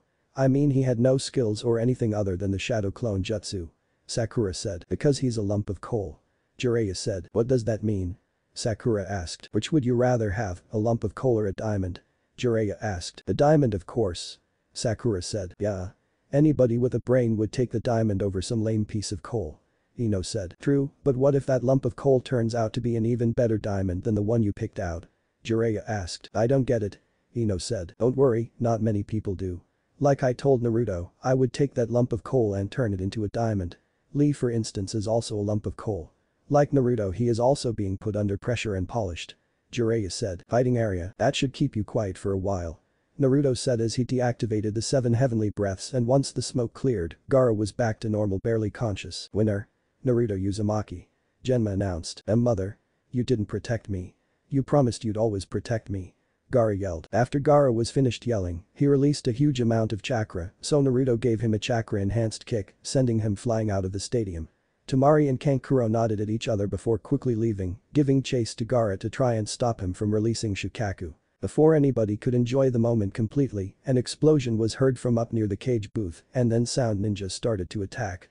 A purple barrier was formed around the roof and nobody could get inside of it. We're under attack. Ino said. All of you go and help the civilians get to safety. Do not attack any Sand Ninja. They are on our side. Move out. Jiraiya said. I'm going after Gaara. Sasuke said and then ran off. Damn it. Kakashi, what the hell have you been teaching him? He's more arrogant than before. Jiraiya said and took out some Sound Ninja that tried to attack him. He'll be fine. Plus, Naruto is probably going to go after Gaara as well. Kakashi said. You don't get it, do you? Gaara is about to unleash the full might of Shukaku and you simply don't care that your student ran off. Jiraiya said. He'll be fine, Lord Jiraiya. Kakashi said. Change of plans kids. Sakura, Shino, Shikamaru go after Sasuke and bring him back. The rest of you help the civilians get to safety. Jiraiya said. I'll send Pakin with you to track Sasuke's scent. Kakashi said. Gaara, you need to calm down and fight it. You can't release Shukaku. Temari said and Gaara just groaned in response. It's no use. He's not responding. This is bad, Temari. We can't let him release Shukaku. The Leaf Village will think we're attacking. Kankuro said. I know. Gaara, you have to listen to me. You can't let Shukaku control you. Tamari said, and they had to jump out of the way from a kunai. For someone in such a rush, you three sure are slow. Drop the redeed and I'll let you leave alive. Sasuke said. What the hell are you doing? We're on your side, Dumbus. Tamari said. Yeah, you idiot. Go fight the sound ninja that are attacking the village. Kankuro said. I could care less about that village. If they can't defend themselves from a couple of sound ninja, then they deserve to die. I'm here for a rematch and I'll take you both on if I have to. Sasuke said. Go ahead, Tamari. I'll handle him. Kankuro said. No, Kankuro. Tamari said. Listen, Tamari. We need to get Gaara as far away from the village as possible. That's our main objective. I can handle him. Kankuro said. Be careful. Tamari said and leapt away with Gaara. Don't think so. Sasuke said and went to jump after her, but Kankuro appeared in front of him. You have to get through me. Kankuro said and kicked him away. Chunin Exam Stadium. What's up with that barrier? Naruto asked as he dodged a kunai strike from a sound ninja and kicked him away. Naruto, I need you to help evacuate the civilians and get them to safety. Kakashi said. I need to go and stop Gaara. Naruto said. No. Sasuke can handle it. Kakashi said. If you think Sasuke can handle a Jinchuriki that's unstable, then you're more of an idiot than I thought. Naruto said and kicked a sound ninja away. That's an order. Kakashi said. No. Naruto, go after Gaara. We've already sent a team after him. You should be able to catch up to them. Make sure Sasuke gets back to the village and if you have to, use force. Jiraiya said and Naruto nodded then vanished. Why do you think Naruto can handle Gaara? Kakashi asked. You need to get your head out of his ass. Sasuke isn't strong enough to defeat Gaara if he releases Shukaku. Jiraiya said. Oh, and what can Naruto do if he releases Shukaku? Naruto can summon the boss Dode. Now, I'm going to the barrier to help the Hokage. Take out as many sound ninja you can and then meet up with the Anbu commander for further instructions. Jiraiya said and walked away. Naruto was running through the forest dodging any sound ninja and took them out with ease. He was surprised at how easy it was to take them out and figured Orochimaru must not care about his ninja at all if they're that weak. After a while of fighting and rushing towards Gaara, Naruto came across Kankuro who was sitting by a tree in pain. Kankuro, what happened? Naruto asked. It's Sasuke. I tried to stall him and when I had him beat, he had these weird markings on his body and completely destroyed me. Kankuro said. Can you move? Naruto asked. I'll need some help. He's going after Gaara. Tamari's trying to calm Gaara down and if Sasuke manages to get to him then he'll release Shukaku and we're not strong enough to stop him. Kankuro said as Naruto helped him up. Don't worry. If Shukaku is released I can handle him. As for Tamari I think she should be able to hold Sasuke off until we get there. Actually, there was a search party sent after him, did you see them? Naruto asked. Yeah. I told them to go ahead. Kankuro said as they were jumping through the trees. Who was it? Naruto asked. A useless pink-haired girl, the lazy bum and the creepy bug boy. Kankuro said and Naruto snickered at that. Sakura, Shino and Shikamaru. Not a bad team, but they could have sent more. Naruto said. Wait. There's Tamari. Kankuro said, pointing to Tamari laying on a tree branch and they landed next to her, causing her to point a kunai at them. Relax, Tamari. It's just us. Naruto said and she lowered the kunai. Sasuke got me. I had him and then he used a fire jutsu against my wind, then used some kind of jutsu that had marks on his face and completely caught me off guard. Tamari said. Yeah. That thing caught me off guard as well. Kankuro said. The others went ahead. Tamari said. Then I'm going. Naruto said. Naruto, please don't hurt Gaara. It's not his fault. Tamari said. I know. It's your father's fault and whoever put the seal on him. Naruto said. What do you mean? I get it's my father's fault, but how is it the fault of somebody who put the seal on him? Kankuro asked. Because Gaara's seal is horrible. I know a bit about sealing and Pervy Sage taught me one that will work. After I get a chance to defeat Gaara, I'll fix his seal. He'll still have his instant sand defense, but he won't be unstable and will actually be able to sleep. Naruto said. I don't know. How can we be sure you know what you're doing? Kankuro asked. It's either that or I let him run on a rampage and possibly get you two killed. Naruto said. Do it. Tamari said. Tamari. Kankuro said. No, Kankuro. If this is Gaara's chance at being normal again and no longer being labeled a killing machine, then I'll take it. Tamari said. Fine. If you mess this up then I'll come after you. Kankuro said. I'll keep that in mind. Naruto said and vanished. Let's heal up before we go. Tamari said and Kankuro nodded. You like him, don't you? Kankuro asked. Who? Tamari asked. Naruto. Kankuro said. Not in the way you're thinking. He's a good friend. He showed me around the village a few times. I can't date him or anything, it wouldn't work out. Tamari said. Are you going to tell him? Kankuro asked. I don't think I need to. He probably already knows that and feels the same way. Besides, that Hyuga girl has her eyes on him. Tamari said. The quiet one? Huh. Never would have guessed. Kankuro said. Naruto. Naruto was quickly jumping through the trees trying to get to Gaara quickly and stop him from transforming. He heard the sound of Sasuke's Chidori and then heard an explosion. He channeled chakra into his legs to increase his speed, and when he made it to the area where Gaara and Sasuke were fighting, Gaara was already in his second stage, and Sasuke was pretty much defeated. Naruto saw the same marks on his body Kankuro and Temari told him about. Gaara launched himself at Sasuke preparing to end him, and Naruto jumped in and gave him a chakra-enhanced kick to the face. Naruto. Sakura exclaimed. Man, am I glad to see you. Shikamaru said. Grab Sasuke and leave. Naruto said. No way. We're taking him on together. Sakura said, and then Gaara yelled, causing everyone to look on in shock as he finally released Shukaku. Like I said. Take Sasuke and go back to the village. I can handle him. Naruto said. Naruto, there is no way you can handle that thing alone. Yeah, you've gotten stronger over this month and can possibly say that you're the strongest genin in the village, but this is on a completely different level. We should wait for a Jonin squad to show up. Shikamaru said. Just leave. I can handle this. Naruto said, then bit him thumb and went through hand signs. Summoning jutsu. You again. What is it this time, kid? Gamabunta asked. Rescue team. Is that a giant toad? Sakura asked. It is. I think we should get back. This is about to get messy. Shikamaru said. I'll grab Sasuke. Shino said. Aren't we going to help him? Sakura asked. No. Naruto can handle this himself. Shikamaru said, and they leapt away from the fight. Naruto vs Gaara. Do you not see the Shukaku sand spirit in front of us? We need to take him down. Naruto said. The tailed beast. Why is it that the blonde summoners always gave me fight tailed beasts? You're lucky I like you, kid. Gamabunta said. Play possum jutsu. Gaara forced himself to go to sleep and relinquished full control to Shukaku. Oh yeah. I'm finally free, baby. Here we go. I hope you're ready to die. Let's do this. Shukaku yelled. Get ready, Chief Toad. Naruto said. I'm way ahead of you. Gamabunta said. Wind style. Drilling air bullets. Shukaku fired multiple bullets of highly compressed air at Gamabunta, who leapt into the air to dodge them. Shukaku didn't let up and continued shooting his jutsu at Gamabunta, who had no choice but to counter. Water style. Liquid bullets. Gamabunta fired multiple bullets of water from his mouth and they collided into the air bullets from Shukaku, resulting in an explosion of water.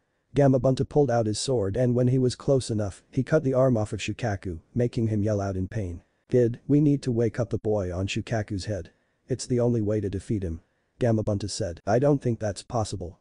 The sand defense is instantly and now that Shukaku's in charge right now, it's even faster than me at top speed. Naruto said. Well, I can't keep running around all day. If I wanted to do that, I would have stayed behind and chased the tadpoles back at home. Gamabunta said. We'll figure something out. Just keep. What the hell is that? Naruto asked, pointing to Shukaku's purple sphere in front of its mouth. That is something we do not want to get hit by. Hang on tight. Gamabunta said. Tailed beast bomb. Shukaku fired his jutsu at Naruto, but missed because Gamabunta leapt high up in the air. The tailed beast bomb kept going until it exploded and destroyed a mountain that was far away from the fighting, but everyone near the fight felt the shockwave from it. Holy crap. Naruto said. This is dangerous. We need to stop him now. Any ideas? Gamabunta asked. Pervy Sage said that you can use oil. Think you can give me some? Naruto asked. I like your style, kid. Gamabunta said. Toad oil bullet. Fire style. Flame bullet. Toad flame bullet. Naruto combined his jutsu with Gamabunta's oil and created a huge flame that sent Shukaku flying backwards. Naruto went through hand signs and used the water style. Ripping torrent jutsu on Shukaku's legs, making them turn into a mud-like substance. Shukaku was about to use a tailed beast bomb again, but Naruto activated his dojutsu and did something unexpected. Shukaku suddenly stopped in his tracks and seemed paralyzed. Naruto didn't know what happened but took advantage of the situation. Chief Toad. Throw me at him. We can use this moment to wake him up. Naruto said. Are you crazy? Who am I kidding? I'll do it. Gamabunta said and threw Naruto at Gaara. Wakey wakey. Naruto said. Naruto headbutts Gaara forcing him to wake up and then Shukaku's body starts to crack before it eventually crumbles away. Naruto and Gaara both fell to the ground but Naruto managed to catch Gaara mid-air and they landed safely. And no. Stay back. Gaara said with fear in his eyes. Relax. I'm not gonna hurt you. I want to help you. Naruto said. Leave me alone. Gaara said and willed his sand to attack, but nothing happened. Listen, me and you are alike. The pain of suffering at the hands of the village you grew up in. The angry stares and cold looks. You're not alone. I have one inside of me as well. Naruto said and showed Gaara his seal as Temari and Kankuro landed next to them. Did you fix him yet? Temari asked. Not yet. I'm about to. Gaara, I'm gonna fix your seal so you can sleep and not have to live the angry looks and cold stares anymore. Naruto said. Gaara nodded after looking at him for a few seconds. Naruto looked at his seal and instantly frowned when he saw it. The seal wasn't even something you use to contain something like a tailed beast. Naruto went through a few hand signs before he placed his hand on Gaara's seal. Gaara grunted in pain, which was new to him, so he tried to fight Naruto off of him, but Temari and Kankuro held him down. After 10 minutes, Gaara's old seal was destroyed and a new one took place. Naruto placed a 6-symbol seal on Gaara, with the middle part of the seal being the lock to the seal where everything connects. It wasn't as strong as Naruto's seal, but it was perfect for holding Shukaku. That should do it. Naruto said and sat down to catch his breath. That's it. I was expecting something more flashy. Kankuro said. It wasn't that difficult. Like I said, Pervy Sage taught me this seal, and we practiced it every day for the past few weeks until I got it right 10 times in a row. The previous seal was horrible, and whoever did it should be ashamed of themselves. Naruto said. What makes you say that? Temari asked. It was basically like putting Shukaku into a storage scroll. Naruto said. That would never work. Temari said. Exactly. Gaara must have some serious willpower if he was able to force Shukaku to stay in the seal while he was awake as well. Naruto said. So is it safe for him to sleep now? Temari asked. Look at him. Naruto said, and when they did, Gaara was completely out. He looked so peaceful. Temari said. Yeah. It's almost as if he was never a rampaging psychopath. Kankuro said. Shut up. Temari yelled and bashed him over the head with her fan. I feel bad for whoever dates her in the future. Naruto thought. Naruto. Shikamaru said and landed next to him. What's up? Naruto asked. Is it finished? Shikamaru asked. Yeah. It's finished. Naruto said. How did you stop that thing? Shikamaru asked. Yeah. I was wondering the same thing. Temari said. I honestly don't know. I'll have to talk to Pervy Sage about it. Naruto said. Nobody move. A voice yelled and they looked to see Sasuke running at them with his Chidori activated. Wind style. Gale Wind Jutsu. Temari swung her giant fan and created a huge amount of air that crashed into Sasuke and sent him back into a tree while cancelling out his Chidori. Nice. Naruto said and Temari grinned. Thanks. Temari said. Listen, we should really get back to the village and help. Shikamaru said. Right. You grab Sasuke and head back. You two should take Gaara and head home. I'll let your sensei know what's going on. Naruto said. Why do I have to grab Sasuke? Shikamaru asked. I'm sorry.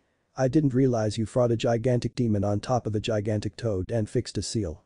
Naruto said sarcastically. Come on, you big baby. Just do it. Temari teased and Shikamaru groaned. This is such a drag. Shikamaru said and grabbed Sasuke before leaving. Naruto. Temari said. Yeah? Naruto asked and Temari gave him a hug. Thank you. Temari said and Naruto lightly hugged her back. You're welcome.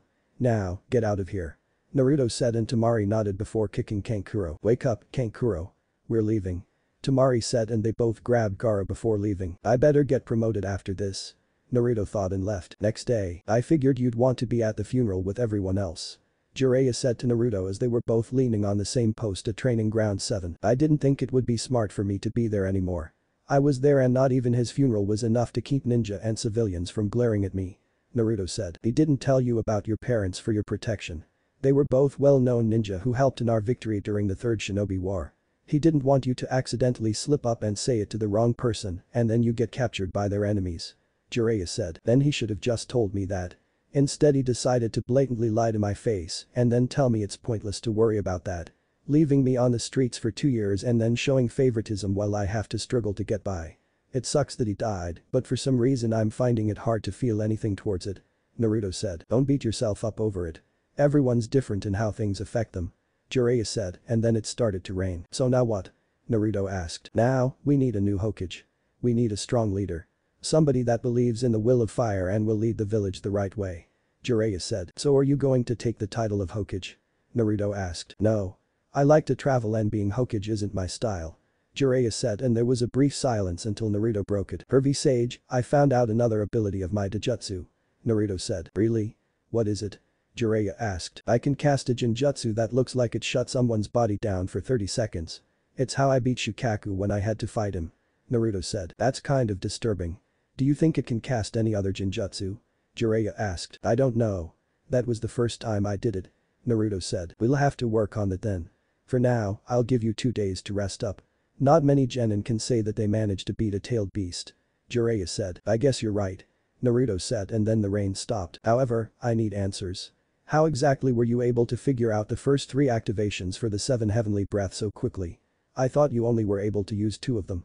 Jiraiya said. I never slept when you sent me home. I used my shadow clones while I meditated and had them practice every night until they had them done.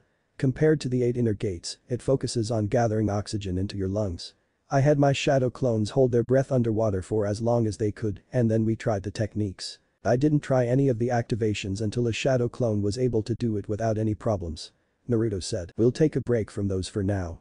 Since you're on a break, I'd recommend talking to Asuma in regards to your wind chakra nature. He's one of the 2, now 3 wind users in Konoha. He can help you so your attacks are as powerful as they should be. Jiraiya said. Who's the other wind user? Naruto asked. Somebody you need to stay away from. I'll tell you more about him some other time. Jiraiya said. Okay. I guess I'll see you in 2 days.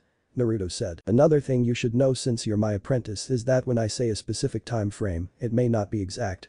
I could be called away for something important from my research. Jiraiya said. Yeah. Your research for your stupid books. Naruto said. My books aren't stupid. Anyway, I'm also Konoha's spy master. I report to the Hokage and nobody else. Sometimes I'll be gone for a few days to a few years. I've been out of the village for years until I met you at the hot springs. Jiraiya said. I thought you were just some lousy pervert. For somebody that is a spy master, you sure do get caught and beat a lot. Naruto said. Shut up. I was only caught because of you. Jiraiya said. Whatever you say. Naruto said. Listen, try to relax for a few days before you start training again. You may have the 9 tails to heal you, but rest also helps. Go hang out with your friends or something. Jiraiya said, pointing to Sakura, who was waiting for him. I doubt I can call anybody in this village my friend. Naruto said. You've known them for years, right? You should be friends with them by now. Jiraiya said. Well, I'm not. The only person I think I can call a friend is Temari, and she's from another village, but I'll see what I can do. Naruto said. That's the spirit. Jiraiya said and vanished as Sakura walked up to him. Yes, Sakura? Naruto asked. Why weren't you at the funeral? Sakura asked. I was. I left early. Naruto said. Konohamaru was looking for you. He was a mess. Sakura said. I'll talk to him next time I see him. Naruto said. Listen, later on everyone is going to meet up for some food at Yakiniku-Q. I just wanted to see if you wanted to come. Sakura said. I can't. Naruto said, and Sakura got angry as usual. Why not? You think you're too good to hang out with the rest of the rookie 9? Sakura said. No. I'm not allowed in that place. Actually, that entire part of the village hates me. Naruto said. This is what happens when you keep pranking everyone and everything. You're such an idiot. It's no wonder you're always alone and nobody likes you. Sakura said and instantly regretted it. I see. Have a good day, Sakura. Naruto said and walked away. Naruto, I'm Sakura didn't finish because Naruto vanished. Next day. So, Naruto. You and Temari seemed to get along well after she apologized. AM said. Yeah. She's a cool person. Naruto said. Uh-huh. What do you think of her? AM asked. She's smart, strong and really cares for her brothers. Naruto said. Do you like her? AM asked with a grin. Not in the way you're thinking. Naruto said. What do you mean? AM asked. Do you think I like her as a girlfriend and I don't? We wouldn't really work out. She needs somebody that's kind of submissive, I guess you can say. She likes to be in charge, and plus she needs somebody to match her intelligence. I'm somewhat smart, but not smart enough to be with her. That and I'm not really the submissive type. We'd argue like every day since she won't be able to boss me around. Naruto said. How do you know about being submissive? AM asked. Anko and Yugao taught me. Naruto said. Great. It just had to be Anko who taught him. AM thought. So what kind of girl would you like? AM said. I don't know. She has to have red hair though. It's my favorite color. Naruto said. If red is your favorite color, then why don't you have anything red on? AM asked. I do. My shirt underneath is red. Naruto said, and then they were interrupted by none other than Jiraiya. Seriously, Naruto? You just couldn't stay away from the ramen. Jiraiya said. Pervy Sage. What are you doing here? I thought I had a few days off. Naruto asked. There's been a change of plans. We're going on a mission. Meet me at the gate in an hour. Jiraiya said. You got it, Pervy Sage. Naruto said, and Jiraiya sighed. I really wish he'd stop calling me that. Jiraiya thought. Naruto and Jiraiya. So, what's the mission? Naruto asked as they were walking along the road. We're going to find a woman. Jiraiya said. Seriously? You brought me with you just so you can shag a random woman and then write about it in one of your books? Have you no shame, Pervy Sage? Naruto asked. This isn't just some woman. She's a very remarkable woman. Jiraiya said. Right. Anyway, I think it's time we start talking about my training. Naruto said. What training? Jiraiya asked. It's just that I think it's time I added something unique to my skill set. Don't get me wrong, I know I have ninjutsu, taijutsu and fuinjutsu, but anybody can learn those. I'm talking about something unique that is difficult to learn. Something complicated yet simple at the same time. Naruto said. Something complicated yet simple, huh? I've got just the thing. Jiraiya said. What is it? Naruto asked. A simple yet complicated jutsu. Jiraiya said. So, when do we get started? Naruto asked. We need to stop by the nearest town first before we do anything. I don't have the supplies on me for the jutsu. Jiraiya said and they stopped at a sign. Adafuku town. That's 10 kilometers from here. Naruto said. That's right. It's our first stop in our search. Jiraiya said. Right. So, would you chose me to come with you? Naruto asked. Well, you're my apprentice and I think you'll play a major part in the success of this mission. That and I did say I would tell you who I really am, along with the identity of one of your parents. Jiraiya said. Yeah, but you also said that you'd only tell me if I became a chunin. Naruto said. Trust me. You're gonna make chunin when we get back to the village. Everything that happened during the chunin exams and invasion has been carefully documented. Jiraiya said. If you say so. Naruto said. Now, which parent do you want to know about? Jiraiya asked and Naruto thought about it for a minute. My mom. Naruto said. Okay. I'll introduce myself first. As you know, I'm Jiraiya the Toad Sage and one of the legendary Sannin. However, I'm also your godfather. Jiraiya said. Why what? Where the hell were you? Naruto yelled. Listen, I'm Konoha's spy master and I traveled a lot. It wouldn't have been smart for me to bring a newborn along with me, so I decided to leave you in the village with the Hokage. I would send you money every month and until I saw you at the hot springs, I honestly thought you were living a nice life from what he would report to me. That toad wallet you carry around is from me. I decided that if I wanted to keep you safe and your Jinchuriki status a secret, I'd protect you from the outside. I've stopped so many lead ninja from leaking information about you over the years that the amount would be considered a small army. Jiraiya said. So, you thought you would be better off protecting me from the outside rather than taking me with you? Naruto asked. Exactly. Jiraiya said. I guess I can agree with that. What about my mom? Naruto asked. Her name was Kushina Uzumaki. She was a well-respected kunoichi in our village and was well known for her unique use of ninjutsu and her kenjutsu abilities. Before she died, some people would say that she was stronger than Tsunade, my other teammate in the legendary Sannin. As a kid she was a headstrong, impulsive, eccentric, and stubborn girl. As well as a bit of a tomboy. However, with time she matured and was very level-headed and cheerful, with a noticeable sassy side to her. She died protecting you from the wrath of the Nine Tails during the attack. All she wanted was a peaceful life with a family, and that was all taken away from her the day you were born. Your name is the name of a character from the very first book that I wrote that didn't sell as well as I hoped it would. Jiraiya said. Do you think she would be proud of me? I mean I don't exactly have the greatest reputation in the village. Naruto said. She would be proud of you no matter how your reputation was in the village. All she wanted was for you to be happy in life. Jiraiya said. I guess she would be. I mean I have a friend although she's from Suna, but she's a friend nonetheless. Naruto said. That Tamari girl? I thought she was your girlfriend. Jiraiya said. No. We wouldn't work out. Plus, my girlfriend needs to have red hair. It's my favorite color. Naruto said. He's more like Minato and he doesn't even know it. Jiraiya thought as they arrived in Adafuku town and found a hotel. I see. Now, we'll be staying for the night. Jiraiya said. Why? Naruto asked. Because I want to check around and see if anybody has seen the person we're looking for. Jiraiya said and Naruto felt a small pulse of chakra. Well, what is her name? What does she like to do? Naruto asked. She's my other teammate, Tsunade. She likes to drink and gamble a lot. She's earned the nickname the legendary sucker for her terrible luck. Jiraiya said. Then we should head over to Tenzaku town. It says here that it's the biggest gambling town in Fire Country. Naruto said as he was reading a brochure. I guess we can do that, but are you sure you can make it? It's quite the distance away from us. It's an extra day of travel, but if we travel non-stop as fast as we can, then we can make it there in a few hours. Jiraiya said. I can make it. Naruto said. First, we need to stop for supplies to teach you that jutsu. Jiraiya said and they walked away from the hotel. You felt it too, didn't you? Naruto quietly asked. Yeah. Somebody cast a genjutsu close by. Jiraiya said and they made it to a carnival game, but Naruto accidentally bumped into somebody spilling a drink on his coat. Watch it. Look what you did, you little punk. A bald head guy said. Huh? Naruto asked. You stained the leader's brand new designer suit. You're paying for that. 100,000 Ryo and you better pay up now. The bald head man said. What? You're telling that suit cost 100,000 Ryo? Naruto asked. That seems like a little bit of a stretch. You expect us to believe that monkey suit cost 100,000 Ryo?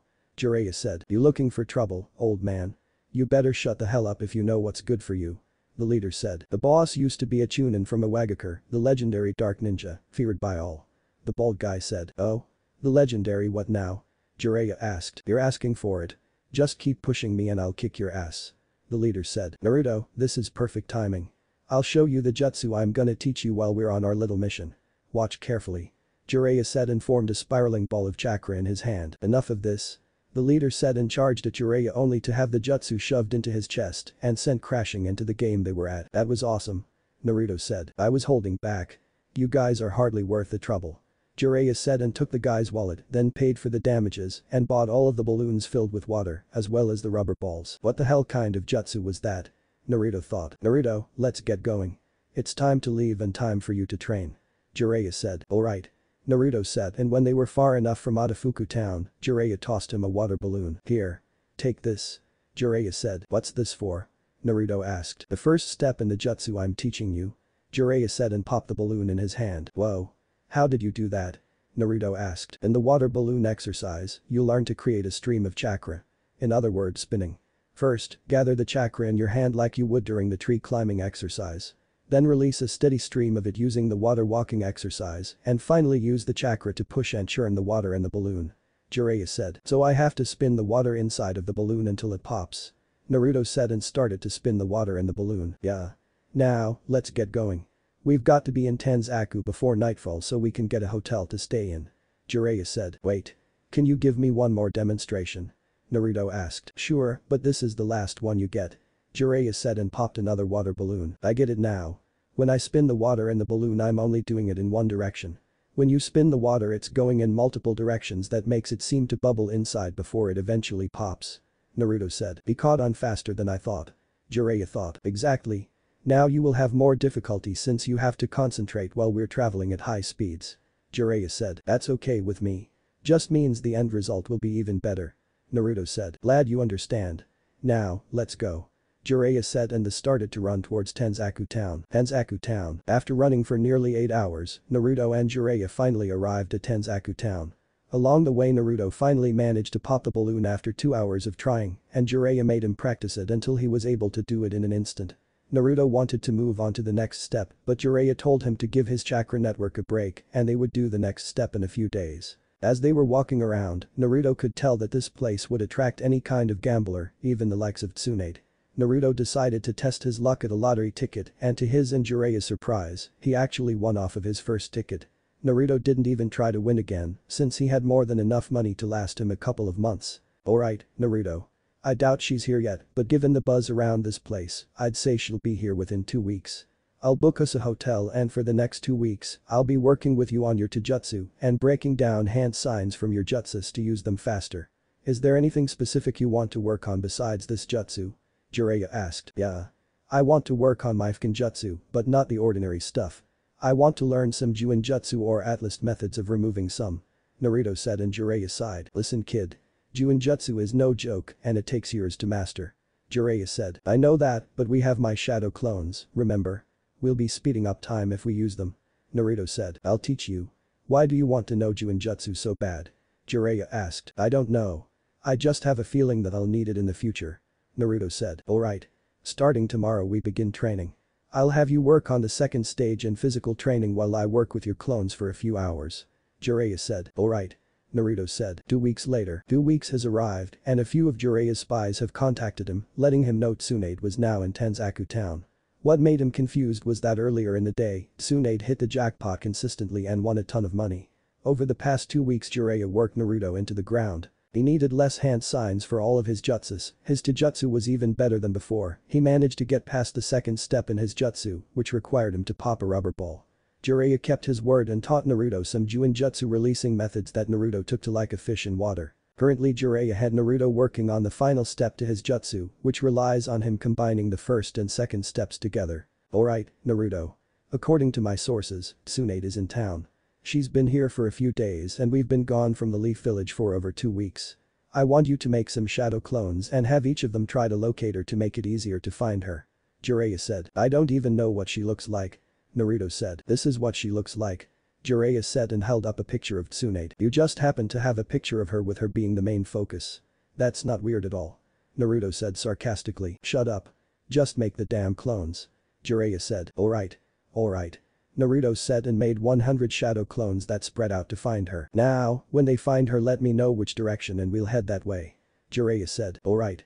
Naruto said and then started to work on the final stage of his jutsu. But the way you progress and everything, I'm starting to think you were faking it being horrible all this time. Jiraiya said, I wish. I guess I just needed the right teacher to guide me. Naruto said, that sounded like a compliment. Jiraiya said, it is. I mean you actually know what you're talking about and take time to help correct my flaws. Naruto said, well, I'm not one of the legendary Sannin for nothing. Jiraiya said and puffed his chest out. Yeah, but you're still a pervert. Naruto said and Jiraiya deflated. Way to ruin the moment. Jiraiya mumbled and Naruto's clones popped. I found her. She's going towards that big castle. If we hurry, we can catch her before she goes any further. Naruto said, let's go. Jiraiya said and they vanished. Giant castle. I assume it's safe to say we have a deal here then. Orochimaru asked Tsunade after he just offered to bring her loved ones back to life if he healed her arms. Fire style. Fireball jutsu. Orochimaru, Kabuto, Tsunade and Shizune all jumped out of the way from a gigantic fireball that came crashing down in between them. The smoke cleared, revealing Jiraiya and Naruto standing there with a glare. Jiraiya. Tsunade said, well, if it isn't the other member of the legendary Sannin. Orochimaru said, look, he even brought a child with him. Kabuto said trying to taunt Naruto who just activated his Dojutsu and the Kabuto collapsed on the ground. What? Orochimaru thought. Seems we've arrived at the right moment. Jiraiya said, Lord Jiraiya.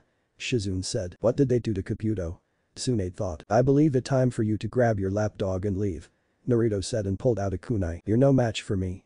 I can kill you before you even think about moving. Orochimaru said, you could, but Pervy Sage would reach you before you get to me. Do you want to test your luck? Naruto asked and Orochimaru gritted his teeth. I expect an answer by the end of the week, Tsunade. Orochimaru said and then Kabuto woke up then they vanished. Jiraiya, we need to talk. Jiraiya said interrupting Tsunade. We can go grab something to eat. Shizune said, let's go. Jiraiya said and walked away with Naruto following behind him. Restaurant, talk. What did Orochimaru want? Jiraiya asked and Tsunade didn't say anything. I just wanted to stop by and say hello. Tsunade finally said and Jiraiya slammed his hand on the table. Bullshit. He wants something from you. What does he want? Jiraiya asked. Master Jiraiya, perhaps we should keep it down. People are beginning to stare at us. Shizune said. Fine. Tsunade won't talk so you'll have to. What did Orochimaru want? Jiraiya asked. Shizune. That's enough. Not another word. Tsunade said. This is a waste of my time. To think you'd betray the village your grandfather built for a traitor like Orochimaru. I thought you were better than this, Tsunade. You truly disappointed me. Jiraiya said and Tsunade was actually hurt by his words. You wouldn't understand. Tsunade said. It doesn't matter. If you go through with whatever he wants your help with, then I'll kill both of you myself. Jiraiya said and Tsunade flinched. Just leave. Tsunade said. Fine. To think the village actually wanted somebody like you to become Hokage and lead us. You're a shell of yourself now. What happened to the women I loved growing up? It's time to train kid. Jiraiya said. Who's he? Shizune asked. My new apprentice. Jiraiya said. Oh. In that case. I'm Shizune, Lady Tsunade's apprentice. Nice to meet you. Shizune said. Naruto. Nice to meet you. Naruto said staring at Tsunade. Those can't be real. Naruto thought. What are you looking at kid? Jiraiya asked. Are those real? Naruto asked pointing to Tsunade's breasts and Jiraiya choked on his food. Excuse me? Tsunade asked. Are they real? I mean they're so big. Your back must hurt a lot from walking around with those things. How about a neck massage? Naruto asked as he went behind Tsunade. Naruto. I don't think you should do that. Jiraiya said. Come on, Pervy Sage. Anko told me this works for her and she's got some soft big ones as well. Naruto said. How do you know? Jiraiya asked. She let me feel them after she gave me the talk. Naruto said and Jiraiya couldn't help it so he pulled out his notepad scribbling something down giggling. Oh wow. This feels amazing. Tsunade said. You're really tense in your neck and shoulder area. You should get a massage more frequently. Naruto said and started to work on the knots in her shoulders. Oh. That's the spot. Tsunade said. What the hell? How's he doing that? I can't even place a finger on Tsunade before she beats me up and he's giving her a massage. Jiraiya thought. Even from how tense you are, you seem to be under a lot of stress. Naruto said and Tsunade sighed. That's an understatement. Tsunade said and flinched when Naruto started to work on another knot in her shoulders. What's got you so stressed out? Naruto asked. This deal with Orochimaru. He wants me to heal his arms and in exchange he said he'll bring my brother and boyfriend back to life. I don't know what to do. On one hand I don't want to help him, I'd rather kill him. On the other hand there's a chance that I'll be able to see my loved ones again. Tsunade said and then her eyes went wide as she saw a smirk on Jiraiya's face. Nice work kid. Jiraiya said. Son of a bitch. Tsunade said as Naruto sat back down. Thanks, Pervy Sage. Naruto said. I really wish you wouldn't call me that. Jiraiya said. How did you do that? Shizune asked. I grew up on the streets for 2 years. I learned how to manipulate people and get answers in non-violent ways. That Inanko helped me out with some tips just in case I ever had a seduction mission. Anyway, she had quite a few drinks of the strongest sake available and I waited for the right moment to strike. A cloudy mind and a nice massage works a lot apparently. You should really get a massage more often. Your large breasts are hurting your shoulders. Ever thought about getting some custom-made bras to hold them up? Naruto asked. You're pretty straightforward. Tsunade said. Was that rude? I made the same mistake with Temari. I like your necklace. Naruto said. What? Tsunade asked. I'm not really good at holding conversations with people, mainly females. I'm usually having a one-way conversation with everyone ignoring me. I'm getting better I think. Naruto said. Anyway, I hope you're not thinking about helping Orochimaru because I can tell you that it won't be smart if you did. Jiraiya said. What makes you say that? Tsunade asked. Well, the jutsu he wants to use is the forbidden jutsu your uncle created. He'll bring them back to life, but they'll only be a reanimation. He's already brought back Hashirama and Tobirama to fight Sensei when he invaded during the chunin exams. Jiraiya said. I heard about that. Nice job using Gamabunta to take out the one-tailed beast. I see you haven't lost a step. Tsunade said with a small smile. I didn't summon Gamabunta. I was still trying to help Sensei, but the barrier Orochimaru's lackeys used was stronger than I thought. Naruto was the one who summoned Gamabunta and defeated the One-Tails. Jiraiya said. Him? Seriously? How? He's just a kid. Tsunade said. Can I show her? Naruto asked. Yeah. Jiraiya said and Naruto activated his Dojutsu, the Hishigan. Tsunade whispered. The what? Naruto asked. Let's talk somewhere else. Tsunade said and they left Jiraiya Hotel. So what's the Hishigan? Jiraiya asked. It's a Dojutsu that was rare amongst the Uzumaki clan.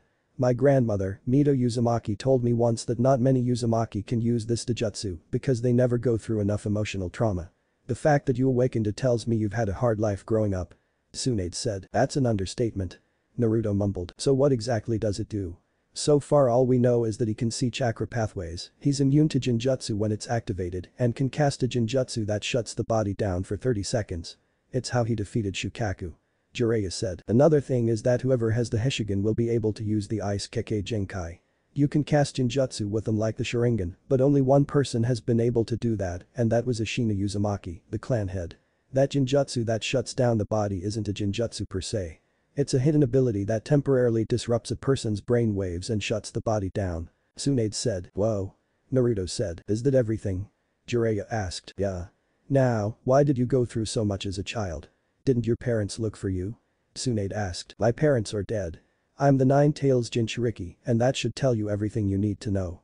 Naruto said. Didn't anybody take care of you? Tsunade asked. No. Sensei was supposed to look after him for me, but it turns out he's been lying to me when I asked for reports on how he was doing and if I needed to return to the village. Jiraiya said. Why would he look after him for you? Tsunade asked. He's my godson. I couldn't take him with me since I was constantly on the live with my spy network, so I left him in Sensei's care. Jiraiya said. Godson? I was supposed to be a godmother, but Kushina didn't make it and neither did her son. Tsunade said and wiped a tear away. She's my godmother? Naruto thought. Tsunade, this is Naruto. He's Kushina's son. I don't know who told you he was dead, but he's been in the village this entire time. Jiraiya said and Tsunade grabbed him by his shirt. Do not play with me. This is serious, Jiraiya. Tsunade said. Look at him. Don't you see the resemblance? You should know who his father is. Don't say anything. He decided to want to know who his mother is first, rather than his father. He's alive Tsunade and I should have looked for you myself to tell you, but I was too caught up in my missions protecting Naruto from outside threats. Jiraiya said and Tsunade dropped him, then pulled Naruto in for a hug. I'm so sorry. If I had known you were alive I would have come back for you and raised you. Tsunade said. Why weren't you in the village anyway? Naruto asked. I left the village after the second Shinobi War, after my brother and boyfriend at the time died. I came back occasionally and met your mother a few times and even allowed her to sign the slug contract if she wanted to contact me. That's how I found out about you. I was on my way back to the village when an Anbu with a gorilla mask told me Kushina and her son died in the Nine-Tails attack. I've been gone ever since and I've just been drinking my sorrows away. Tsunade said. Then come back to the village. I don't have a mom in my life and we need a Hokage. You'd be perfect for both. Naruto said. I don't know if I can do that. I haven't been in the village in years. I'm an alcoholic and I'm in serious debt. I'm the last person you should want as the Hokage. Jiraiya should take the seat. Tsunade said. His first order would be for women to walk around topless. Do you really want him to have the seat? Naruto asked. Listen, Naruto. I'm just not cut out for the job. Tsunade said. How about a bet? Naruto asked and Tsunade of course fell for it. I'm listening. Tsunade said. Her V-Sage is teaching me a jutsu. If I can't have it complete in 3 days then I'll give you my toad wallet that's filled with money. If I do get the jutsu finished in 3 days, then you have to come back to Konoha and become Hokage. Naruto said. You're on. I'll even throw in my grandfather's necklace. Tsunade said. Her V-Sage, I'll see you in 3 days. Naruto said and walked out with Shizune following him leaving the two Sannin alone. You know he's gonna win that bet. Jiraiya said. I know. I was going to come back regardless to be close to him. I wanted to talk to you alone. Tsunade said. About what? Jiraiya asked. Was his life really that bad? Doesn't he have any friends? Tsunade asked. He didn't go into full detail about his life with me. He only told me bits and pieces. As for friends he has one. A girl named Tamari from Suna. Jiraiya said. Kazukiya's daughter? How'd that happen? Tsunade asked. They met during the chunin exams from my understanding. Seemingly enough you'd think they have a thing for each other, but that's not the case. He said they're just friends and you'd swear they've known each other all their life from how close they've gotten over the month break between the finals of the chunin exams. Jiraiya said. Just one friend and she's basically royalty. That's interesting. Doesn't he have any other friends? Tsunade asked. No. He realized that nobody was really his friend and they never paid attention to him when he would talk to them. He's never actually held a conversation, which is why he thought he was being rude when mentioning your breasts and quickly apologized, then complimented you on your jewelry. It's a work in progress, but I think he's getting the hang of it. Jiraiya said. What's he like?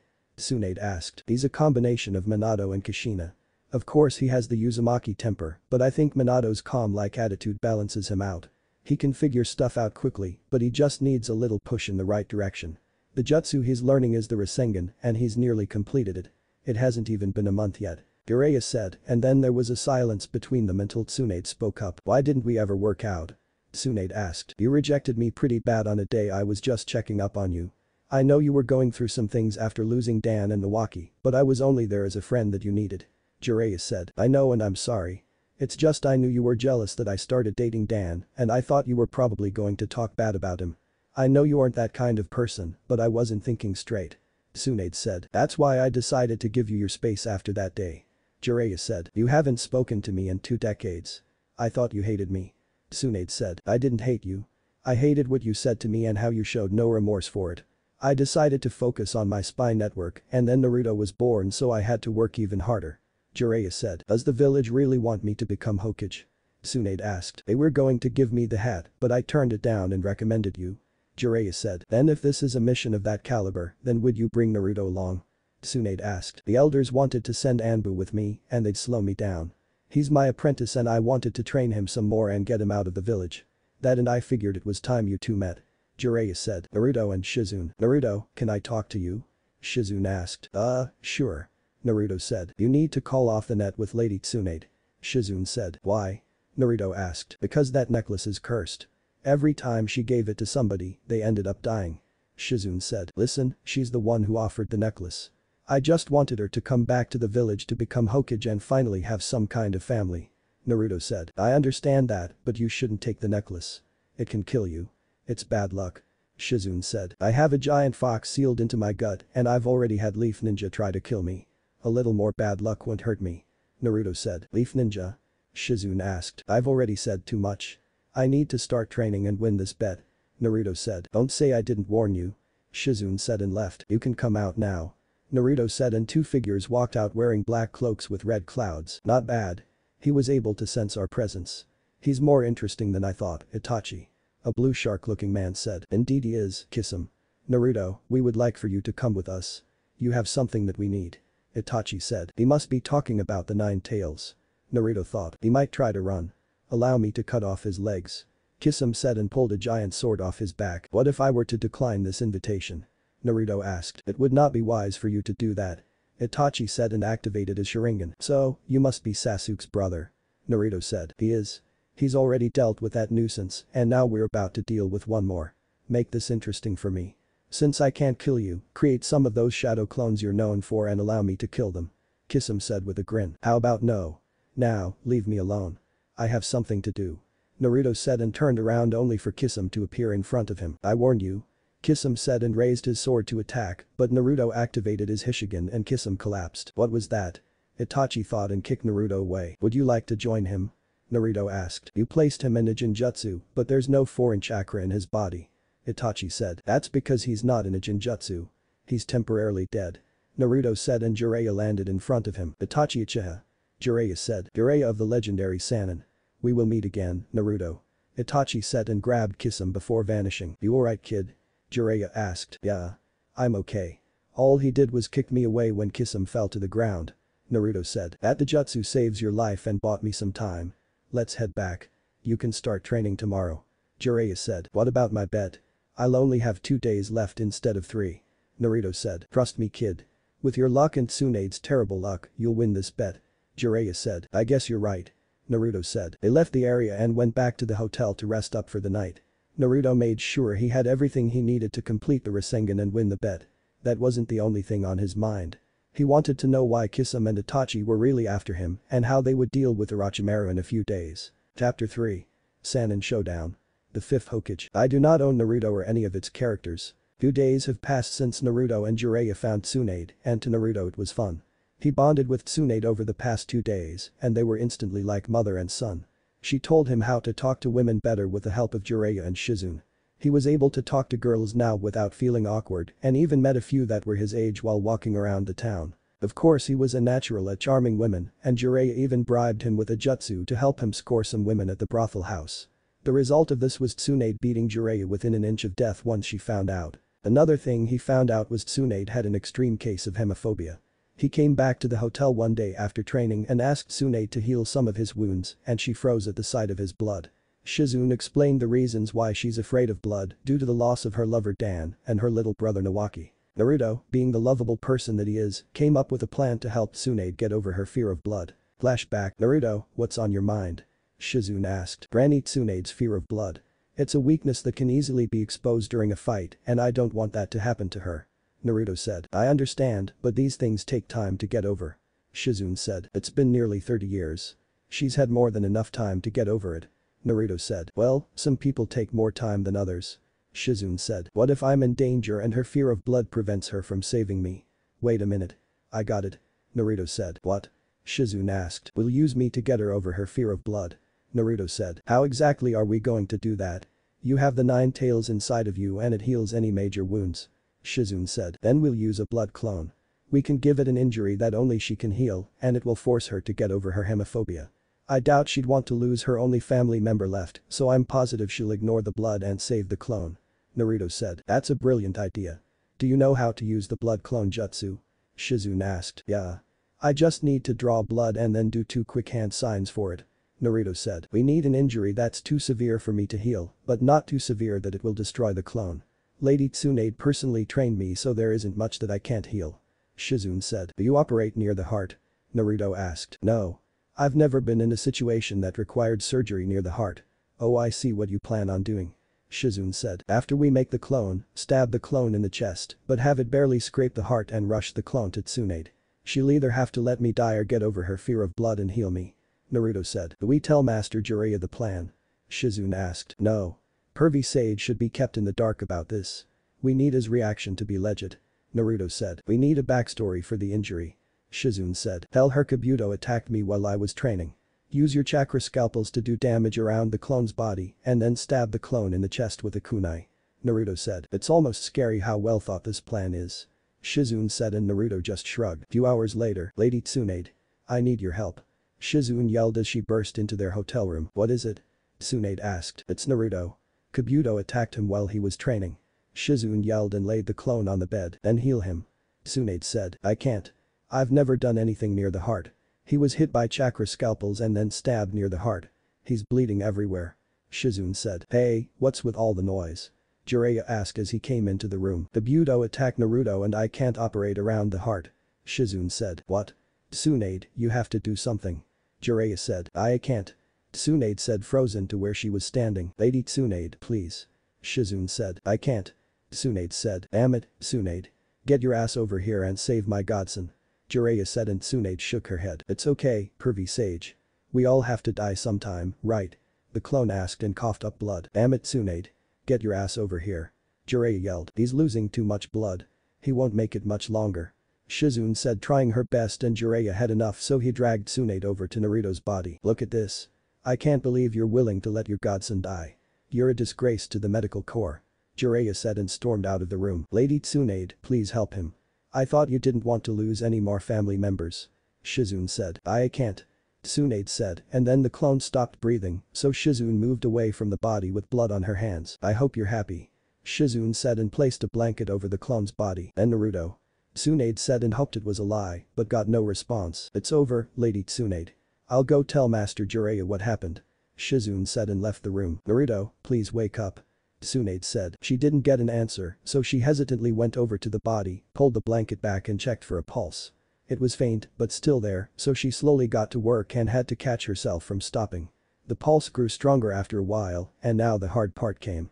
She had to remove the kunai and be prepared for the blood to shoot out. She got herself together, and once the kunai was out, she was sprayed with blood, but didn't let that stop her. It took some time and a few close calls, but she finally healed him. That's when Tsunade heard the door open, revealing Shizune, Jiraiya and Naruto. Tsunade was confused as Naruto was just dying until she saved his life. Naruto? But how? You were just dying. Tsunade said. It was a blood clone, Lady Tsunade. Naruto wanted to help you get over your hemophobia, so me and him came up with this plan. Seems like it works since you're covered in blood and you aren't freaking out. Shizune said, and then Tsunade realized she was actually covered in blood. Was Jiraiya in on it as well? Tsunade asked. I just found out right before we came in the room. Jiraiya said. By the look of it, Lady Tsunade, you aren't scared of blood anymore. You're covered in it and you aren't panicking. Shizune said, and then Tsunade realized that Shizune was telling the truth. Wait, so Kabuto didn't attack you? Tsunade asked. Nope. Him and Orochimaru are most likely hiding until you give them your answer. Now, it's time to train. Naruto said. Oh yeah. You still have to master the Rasengan. Jiraiya said. I've got a few clones working on that. This training is for Granny Tsunade. Naruto said, and Tsunade's eye twitched. Will it kill him to stop calling me that? Tsunade thought. Train her for what? Shizune asked. To fight. It's clear that she's rusty, and since she's family I don't want anything happening to her. We can have a fight between the two of us. Naruto said.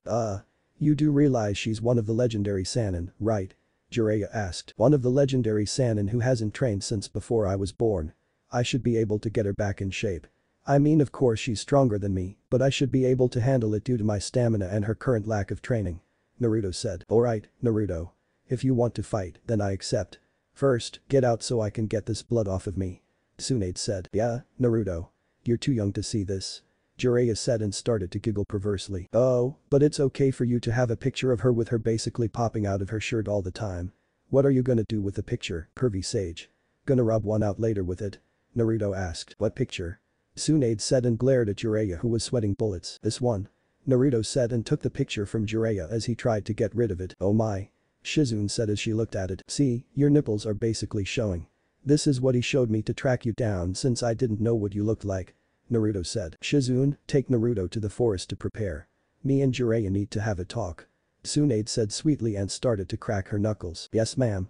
Shizune said and quickly left with Naruto. So, you were peeping on me again, huh? You remember what happened last time, don't you?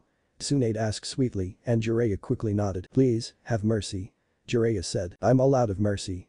Tsunade yelled, and Jiraiya could be heard screaming for miles. Flashback end. The result of Naruto training with Tsunade was him of course losing, but it was fun.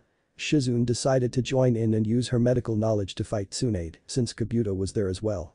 Jiraiya watched on, covered in lumps and bruises, since Tsunade only gave him the bare minimum treatment to recover. Tsunade had to admit that Naruto was pretty good for his age, and couldn't believe that he only got like this after a month of training. However, Tsunade surprised Jiraiya and Naruto when she used the famous wood style to restrain Naruto after he accidentally started to use the Nine Tails chakra during the fight and started going on a rampage. When Jiraiya asked about it, she simply told him that she's always been able to do it since she was a kid, and that was another reason she was around Hashirama so much. She was trained a bit to use wood style by Hashirama himself once he found out that she had it, but she kept it a secret. After the fight was over, Tsunade was feeling like her old self again since she was taking on Shizune, who could probably take on an Anbu member since she didn't slack off in her training over the years, and then Naruto, who was bordering low Jonin level right now.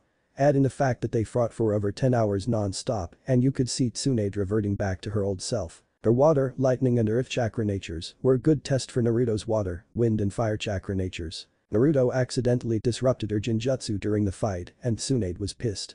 That's when things got difficult since she looked to be going for the kill shot. Naruto didn't understand and neither did Jiraiya since she looked the same except with bags under eyes and one grey hair. Shizune was also confused since Tsunade told her she looked like a wrinkly old prune underneath her genjutsu, but she clearly didn't. After the spar was finished, they went back to the hotel and when everyone was healed, they started to discuss the plan. So, pervy sage.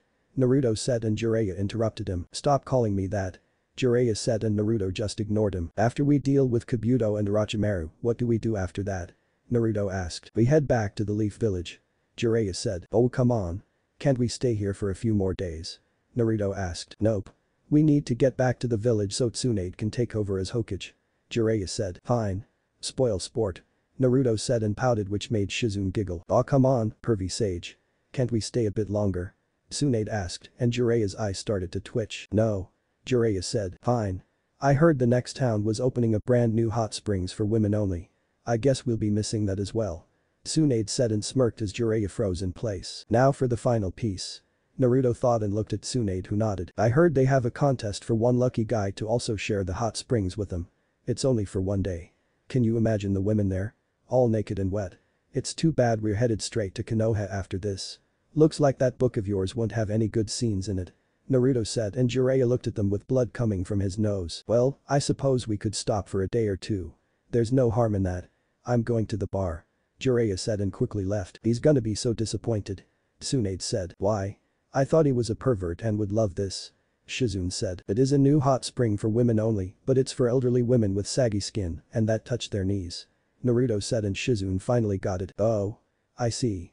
Then why do you want to stop at the next town? Shizune asked. Because Granny Tsunade is going to pay off her debts with the money she won at the gambling machines. Naruto said and Tsunade sighed. Would you not call me that, please? Tsunade asked. Call you what, Granny Tsunade? Naruto asked and she sighed again. Never mind.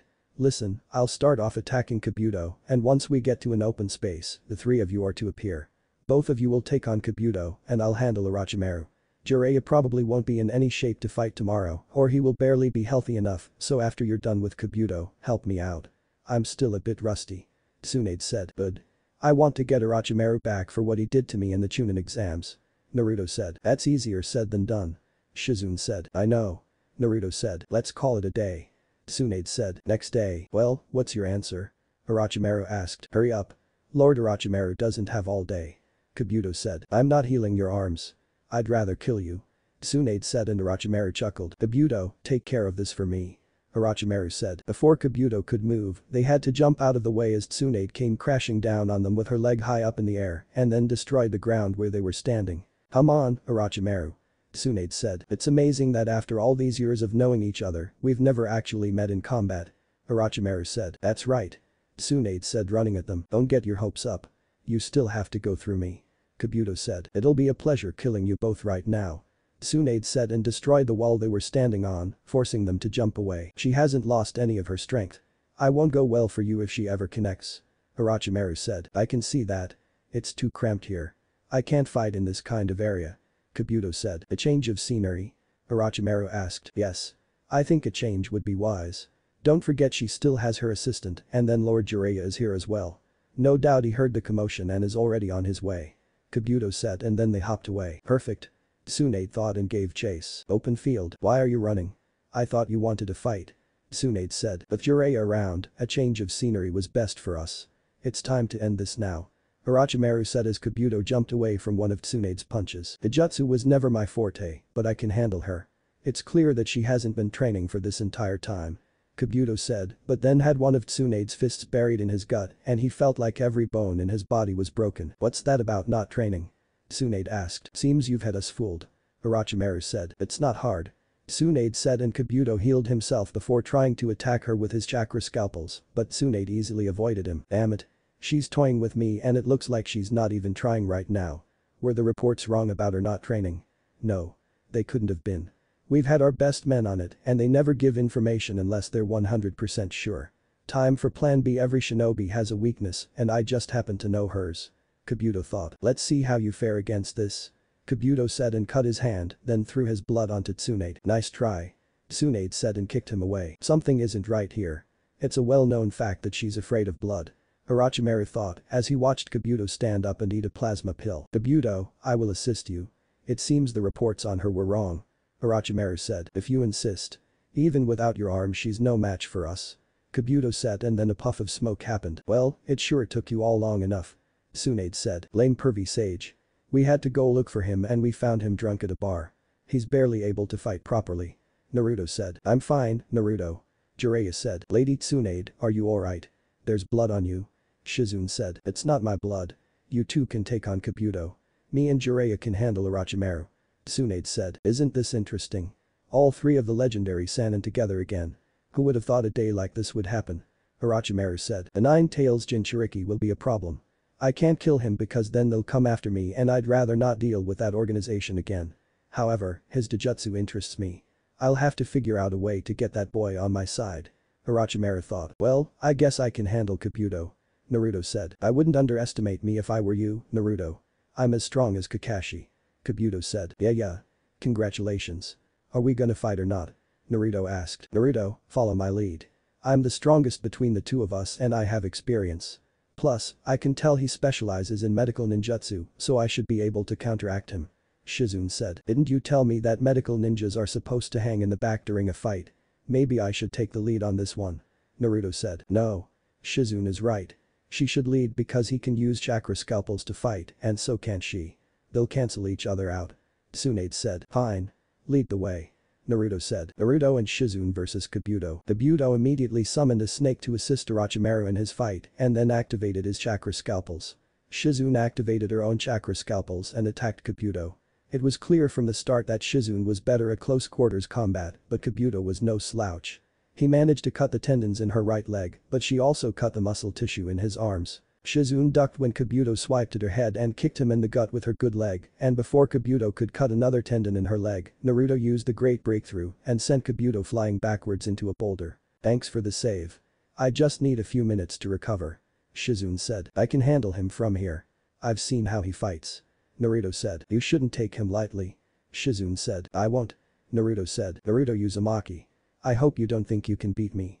Kabuto said arrogantly, anyone can lose on any given day. Naruto said, if you can't defeat Sasuke, then you're not even close to being able to defeat me. I'll admit that Shizune has a chance, but you on the other hand have no chance at all. Kabuto said, trying to use Sasuke as bait to make me angry won't work. I'm looking past Sasuke now. My new goal is to surpass my sensei and then the fourth Hokage.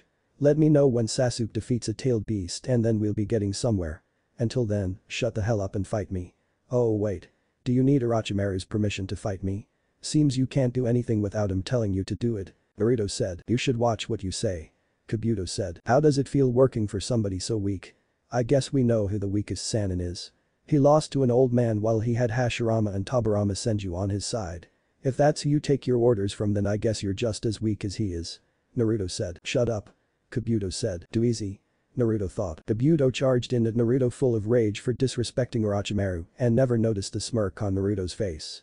Kabuto started swinging wildly with his chakra scalpels activated and each time he swung, it would go right through Naruto. However, every time Naruto attacked it managed to connect and that just enraged Kabuto even more. What he didn't know was that Naruto was using the Shunshin at incredible speeds, creating after images of himself, but they were all able to attack him. I've had enough. Kabuto yelled. He was about to attack, but then Shizune used her poison mist on him, but Kabuto held his breath as the poison surrounded him so he wouldn't breath it in. Naruto tapped his arm as a signal to Shizune to use her poison needles. She shot her poison needles towards the poison mist, and Naruto used his Gale Palm Jutsu to speed them up a bit. They heard Kabuto groan as the needles managed to hit him and smirked. What do your poison needles do? Naruto asked. They leave him near death, but since he's a medical ninja, he'll most likely slow the poison down to try and keep fighting. If he was smart he would leave and try to find a cure, but since you've managed to enrage him, I don't think he'll do that. Shizune said, and the smoke cleared revealing Kabuto with 3 needles in his arm. Damn it. I fell for a simple trick and now I'm poisoned. Kabuto thought. Summoning jutsu. Everyone looked over and saw Tsunade summon a giant slug. Orochimaru was about to ask for help, but Jiraiya came at him with some taijutsu, and Orochimaru was able to dodge some of them, but not all of the attacks. He jumped back onto his snake summons, and Jiraiya also went through hand signs. Summoning jutsu. What's up? Gamakichi asked. What the? Why are you here? Where the hell is your father? Jiraiya asked. Long time no see, huh? Gamakichi asked. Of course. Leave it to the world's greatest pervert to have performance issues during a big moment. Naruto said and Shizune giggled. Well, Jiraiya. Still playing the fool I see. You always were ridiculous, but this time you've outdone yourself. Orochimaru said. Summoning jutsu, what is it now? Gamabunta asked as Naruto summoned him. Pervy Sage is having performance issues and summoned Gamakichi. Naruto said. Leave it to the pervert to have performance issues during a big moment. Gamabunta said and even Tsunade laughed at him. There's no respect. Jiraiya thought. I know it isn't the boss summons, but can you take out that giant snake for us? Pervy Sage decided to get drunk last night and now he can't properly use his chakra. Naruto said. It depends. Will there be more barrels of sake as payment for wasting my time on such a weak summons? Gamabunta asked. You'll have to wait until we get back to the village, but yeah, I can get you some. Naruto said. I knew I'd like you, kid. Gamakichi, head back home. Gamabunta said. Sure thing, pops. Gamakichi said and left. Kabuto. Summon Manda. Now. Orochimaru said. I'm on it. Kabuto said and Orochimaru noticed he could barely stand. What happened to him?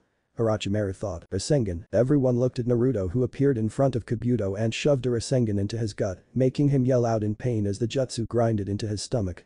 Before Kabuto was launched away, he activated his chakra scalpel and cut Naruto's heart muscles. Kabuto was out cold and nearly dead as was Naruto. Tsunade quickly rushed to his side and started to heal him before he could die. Orochimaru took this time to grab Kabuto and quickly left. Come on, Naruto. Stay with me. Tsunade said as she was healing him and then a hand grabbed her necklace. I win, Granny Tsunade. Naruto said with a weak smile and passed out. Naruto. Tsunade said. Don't worry, Lady Tsunade. He's fine. Shizune said. Let's get him back to the hotel. Tsunade said. What about Orochimaru and Kabuto? Shizune asked. They're gone already. Jiraiya said. Konoha 3 days later. So, Granny Tsunade. What are you going to do now? Naruto asked as they were walking through the village under a henge so she wouldn't be recognized. Well, I have to meet with the village elders before I'm officially announced as Hokage and then I'm headed over to the hospital. Tsunade said. Why are you going there? Naruto asked. That Rock Lee kid you told me about is still in the hospital and I want to see if I can properly heal him while saving his ninja career. Plus Kakashi and your teammate Sasuke are in the hospital as well. Tsunade said. Oh yeah. I forgot about them. Why am I escorting you around the village? I thought the Hokage would have an assistant or Anbu with them. Naruto said. I can't spend some time with my godson. I've missed a lot over the past 13 years and I want to catch up. Now, Jiraiya tells me you're good friends with the daughter of the 4th Kazekage. Do you like her? Tsunade asked. No. Me and Temari are just friends. She needs a submissive boyfriend and I'm an Uzumaki, so being submissive isn't exactly in my blood. Naruto said. Did you forget that I'm part Uzumaki as well? I know all about how being submissive is the last thing we do. Tsunade said. I forgot about that. I guess the Senju last name throws me off. Naruto said. It's alright. Nowadays most people forget that I'm an Uzumaki. Tsunade said. So we're kind of related. Naruto said. I guess you could say that. Tsunade said as they reached the Hokage Tower. Did the Uzumaki have any kind of abilities other than the Hishigan? Naruto asked. Yes. Members of the Uzumaki clan naturally possess incredibly strong life forces. My grandmother, Mito Uzumaki was born before Konoha was founded and yet, she lived long into the 3rd Hokage's reign. Usually women stop having the ability to reproduce once they reach a certain age, but Uzumaki women can give birth well after that of normal women. Another trait of the Uzumaki clan was the ability to use their chakra to heal themselves or others. However, using that ability is dangerous if it's used irregularly. Tsunade said. Well, I can't use that ability since I have the 9 tails chakra flowing inside of me. Naruto said and Tsunade nodded. That's right. Also, some Uzumaki have the ability to use what they called the adamantine chains. The chains were mostly common amongst the women of the clan for some reason. The Uzumaki clan also had a unique sensor ability as well as the ability to suppress their chakra signature, so they're undetectable. Tsunade said. Is that how I'm able to sneak around so much? Naruto asked. Most likely. You have so much chakra that you stand out amongst everyone, but from what you've told me so far, if you're able to sneak around undetected then you must have that ability as well. Another thing is that Uzumaki members are well known for Fuinjutsu, which you clearly are good at from what I've seen you do. The distinct trait among the Uzumaki clan was their red hair. Do you however get your hair from your father?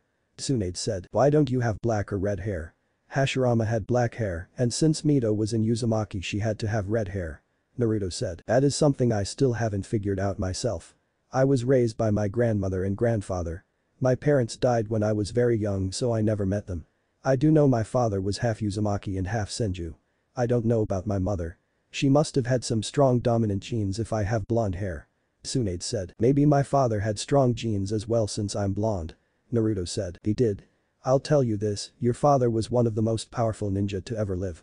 Some people would compare his strength to that of my grandfather, and my grandfather was known as the god of shinobi.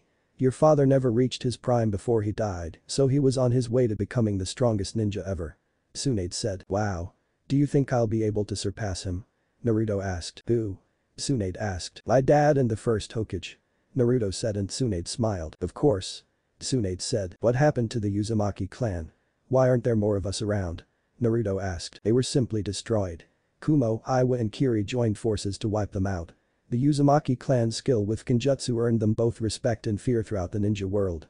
Our clan may have been wiped out, but they took out half of the opposing enemy's forces as well. There was a rumor that some of the survivors were scattered around the world, but I couldn't find them when I left the village. Unless the survivors did exist and had children, where are the last two Uzumaki clan members alive? Naruto said. Wow. I'm guessing Kumo and Iwa will always have problems with Konoha then. Naruto said. Yeah. Iwa hates us due to the 4th Hokage's efforts during the 3rd Ninja War, and Kumo was involved in 2 incidents that involved us. One of them involved your mother and the other involved the Hyuga incident. Tsunade said. What happened with my mother? Naruto asked. I'll tell you that story at a different time. Tsunade said. I'll hold you to it.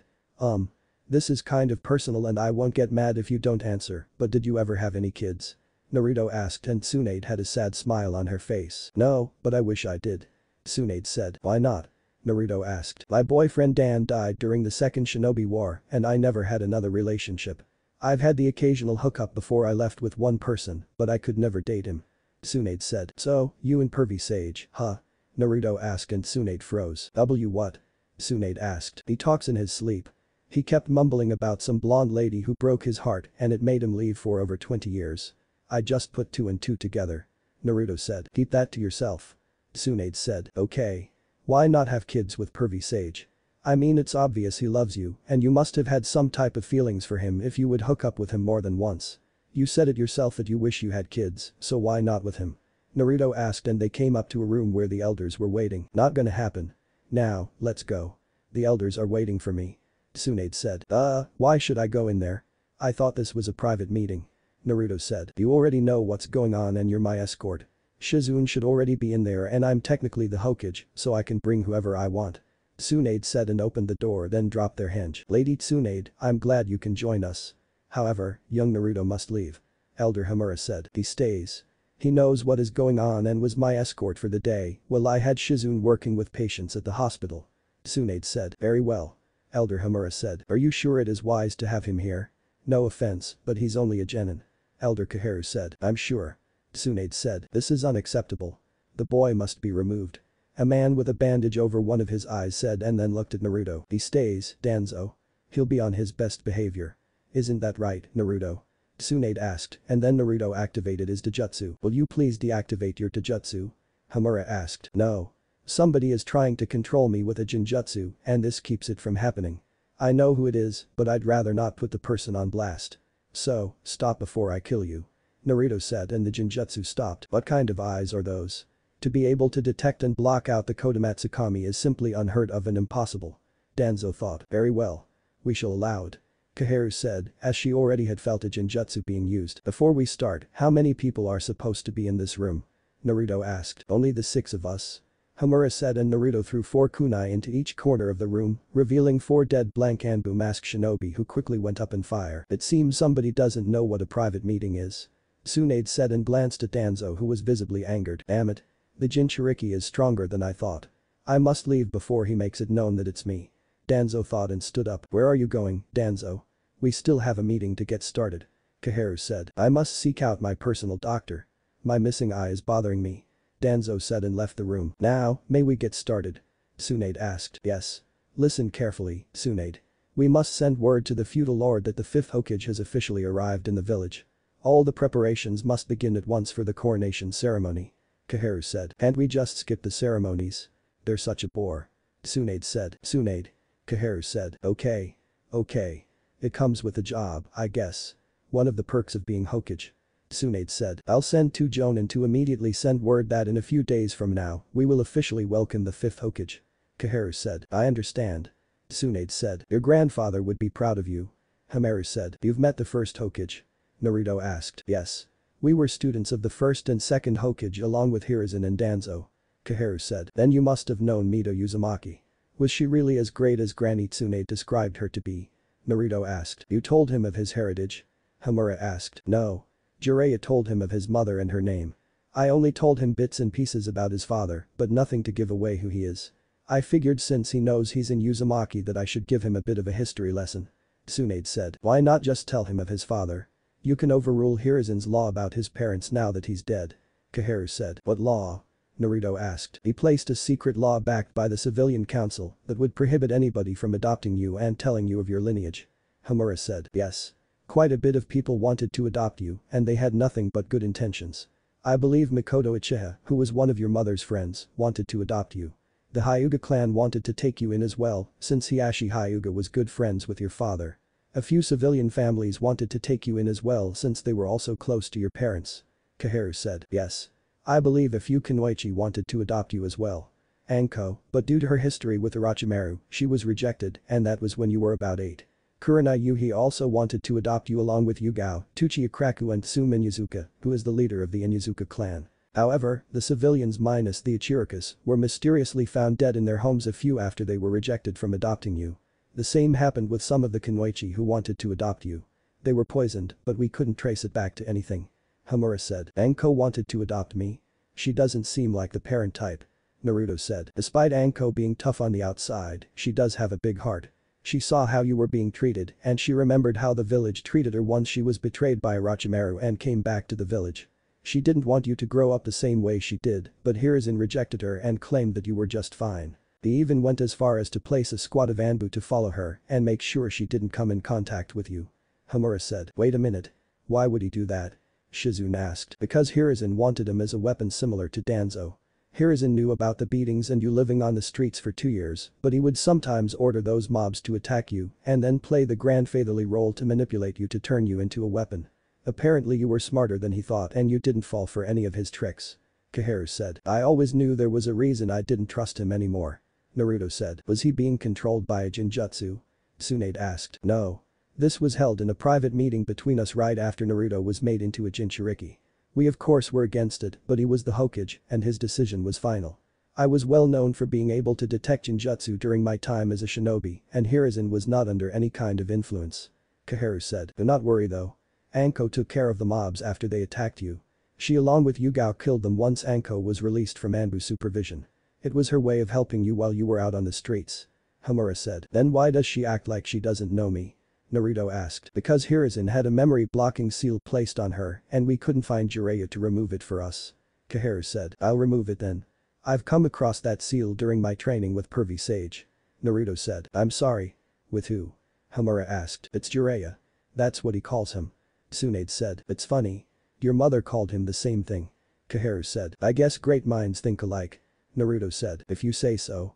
Tsunade said. Now, I believe you have some patients in the hospital that require your assistance. Is there anything you need before we leave, Lady Tsunade? Koharu asked. No. Tsunade said. I do. When can I get my chunin vest? Naruto asked. I'm glad you said something. The feudal lord personally promoted you. While you were away he asked for details surrounding the chunin exams and was very impressed with your involvement. Homura said. Yes. Naruto said. Now, it is with great honor that we promote Naruto Uzumaki to the rank of chunin. Koharu said and gave him a chunin vest. Congratulations, Naruto. Shizune said. It just means I'm one step closer to becoming Hokage. Naruto said. You're still a long way from that. Tsunade said. Then you better keep that seat warm for me. Naruto said and took off his hoodie, then put on his chunin vest. We will send word immediately to the feudal lord. Koharu said and left with Homura. Well, looks like we're heading to the hospital. Naruto, you don't have to escort us. Tsunade said. Alright.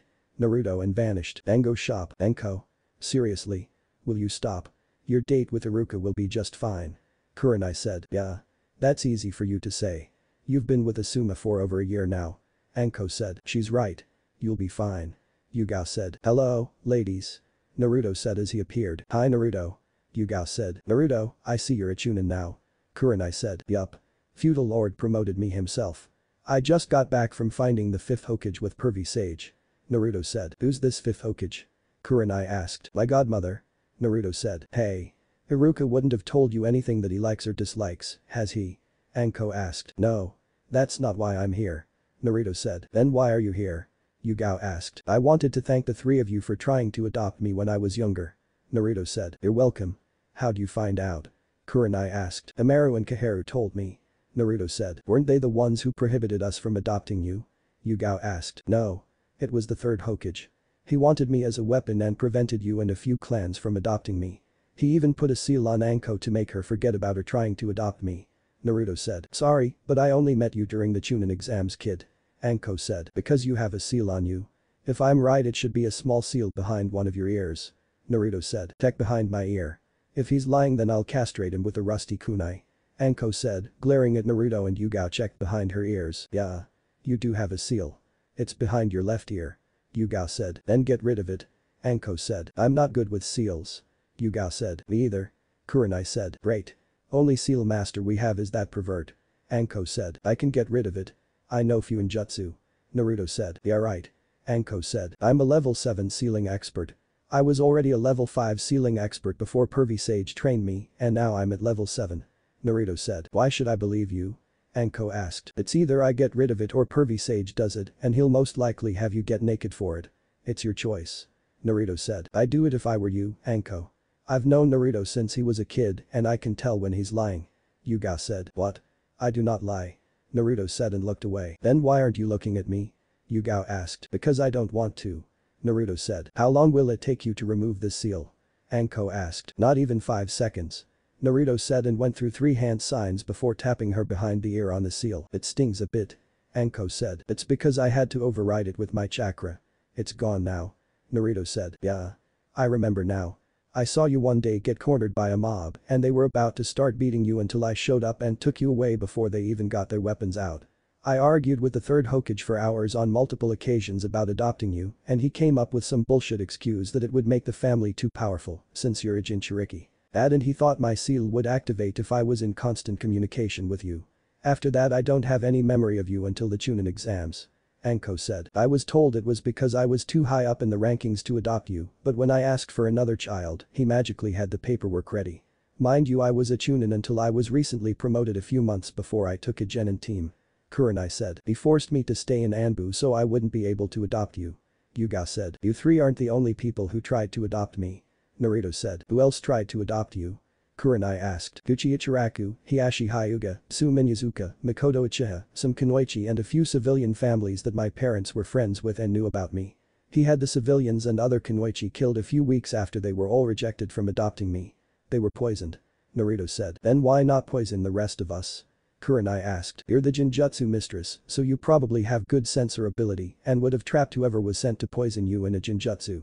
Anko is basically immune to poisons because her past with Orochimaru and Yugao was in the Anbu. Tsu Minyazuka would have smelled the poison. Hiashi Hyuga, from what I know, doesn't take any food or drink that wasn't prepared by the Hyuga servants, and Makoto Uchiha must have been high in the Uchiha clan in order for him to not get rid of her. Naruto said. Makoto was the clan head's wife and she's Sasuke's mother. Yugao said. Then it's a good thing I wasn't adopted by her. Naruto said and they laughed. So, what are you going to do now? Kurenai asked. Take a few days off. After that, I'll start to train and take some missions. Naruto said. Speaking of training, I want to test my Jinjutsu on you. Master Jiraiya said you can't be placed under a Jinjutsu while your Dijutsu is active and I want to try it out. Kurenai said. It's true. Well, my Dijutsu is active, I can't be placed under a Jinjutsu. You can help me though. I'm only able to break out of Jinjutsu up to C rank. Anything higher and I can't do it. Naruto said. Sure. Just find me when I'm not with my team. Kurenai said. Ever thought about learning Kinjutsu? Yugao asked. Yeah, but every time I go look for a sword, none of them seem right for me. Even the custom-made swords don't feel right in my hands. I just decided to stick with kunai. Naruto said. Do you know who your mom is? Yugao asked. Yeah. Kishino Uzumaki. Why? Naruto asked. Because after the Nine Tails attack, I found her sword and kept it so I could give it to you one day. Maybe I can teach you some Kinjutsu moves.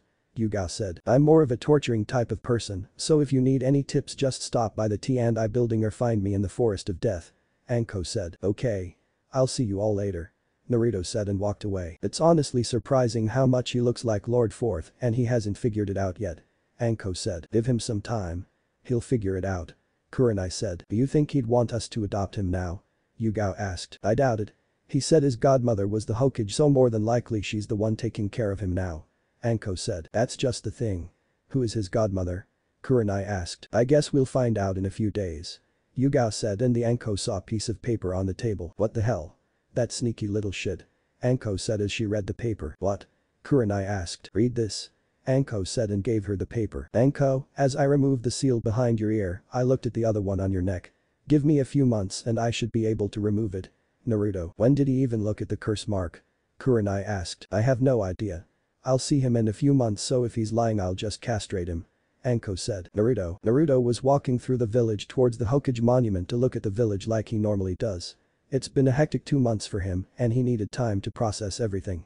He found a sensei that will actually teach him something and he just happened to be his godfather. He discovered he had a rare Dojutsu, he won the chunin exams, stopped a tailed beast, made a new friend in Temari, found out the Akatsuki were after him, found his godmother, and most importantly, he found out who his mother was. Finding out about his clan was also something he'd be grateful for.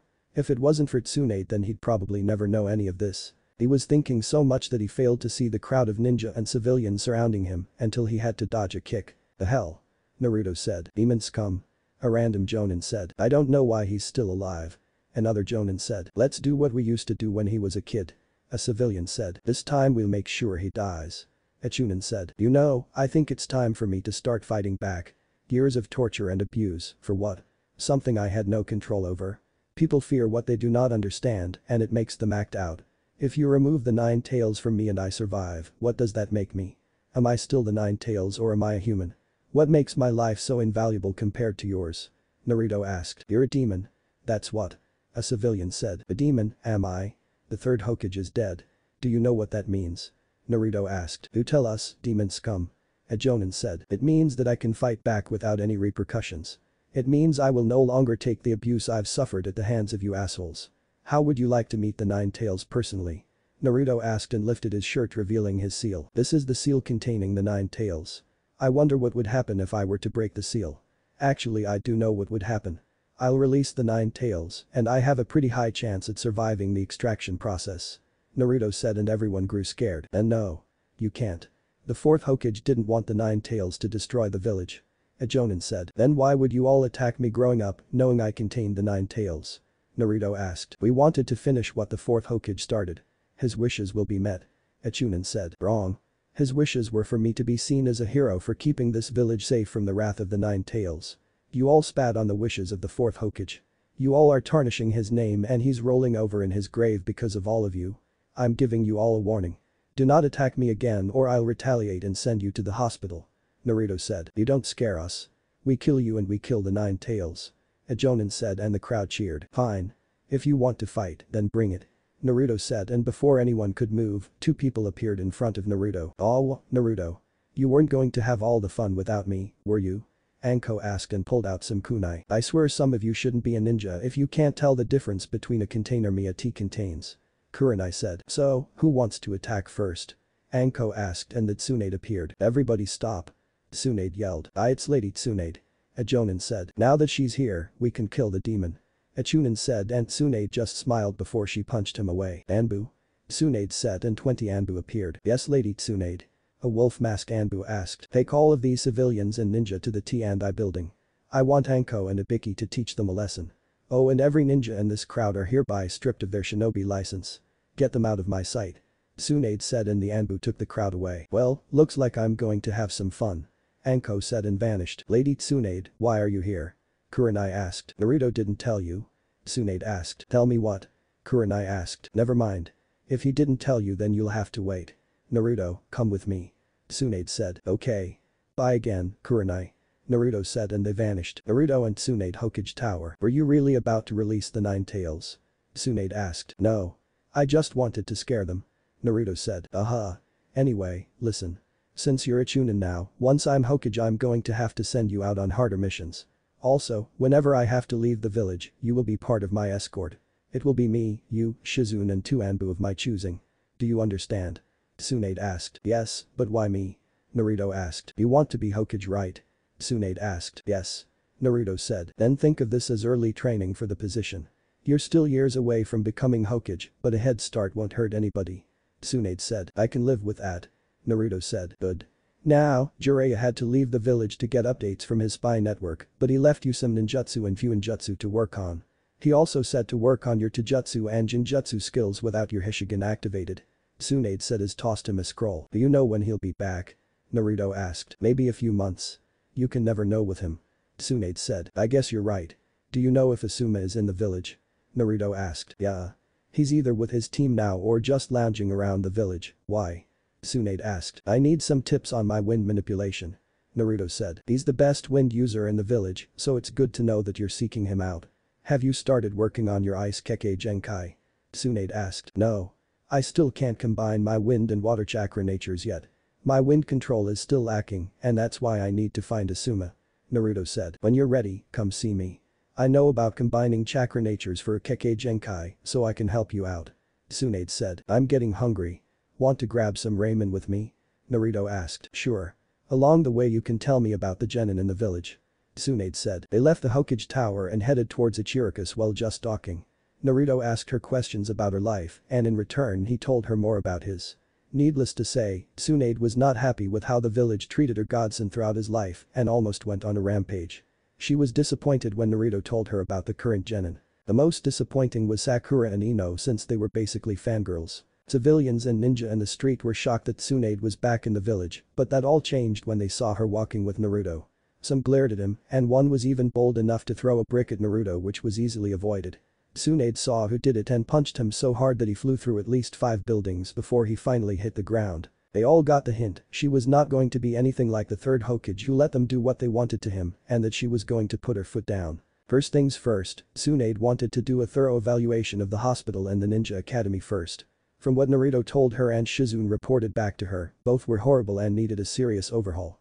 Another thing is she was going to look over the civilian council files. If they were doing anything to hurt the village her grandfather built, then they are in for a rude awakening. All in all, Konoha was about to change for the better, and it would be as Senju would restore the village to its former glory. What if Naruto is left for dead by Kakashi Chunin exams? Thanks for watching my video till the end. If you enjoy this content, then do consider subscribing to my channel and leave a like if you guys need the next part, comment down, and thanks for watching the video and see you guys in the next video.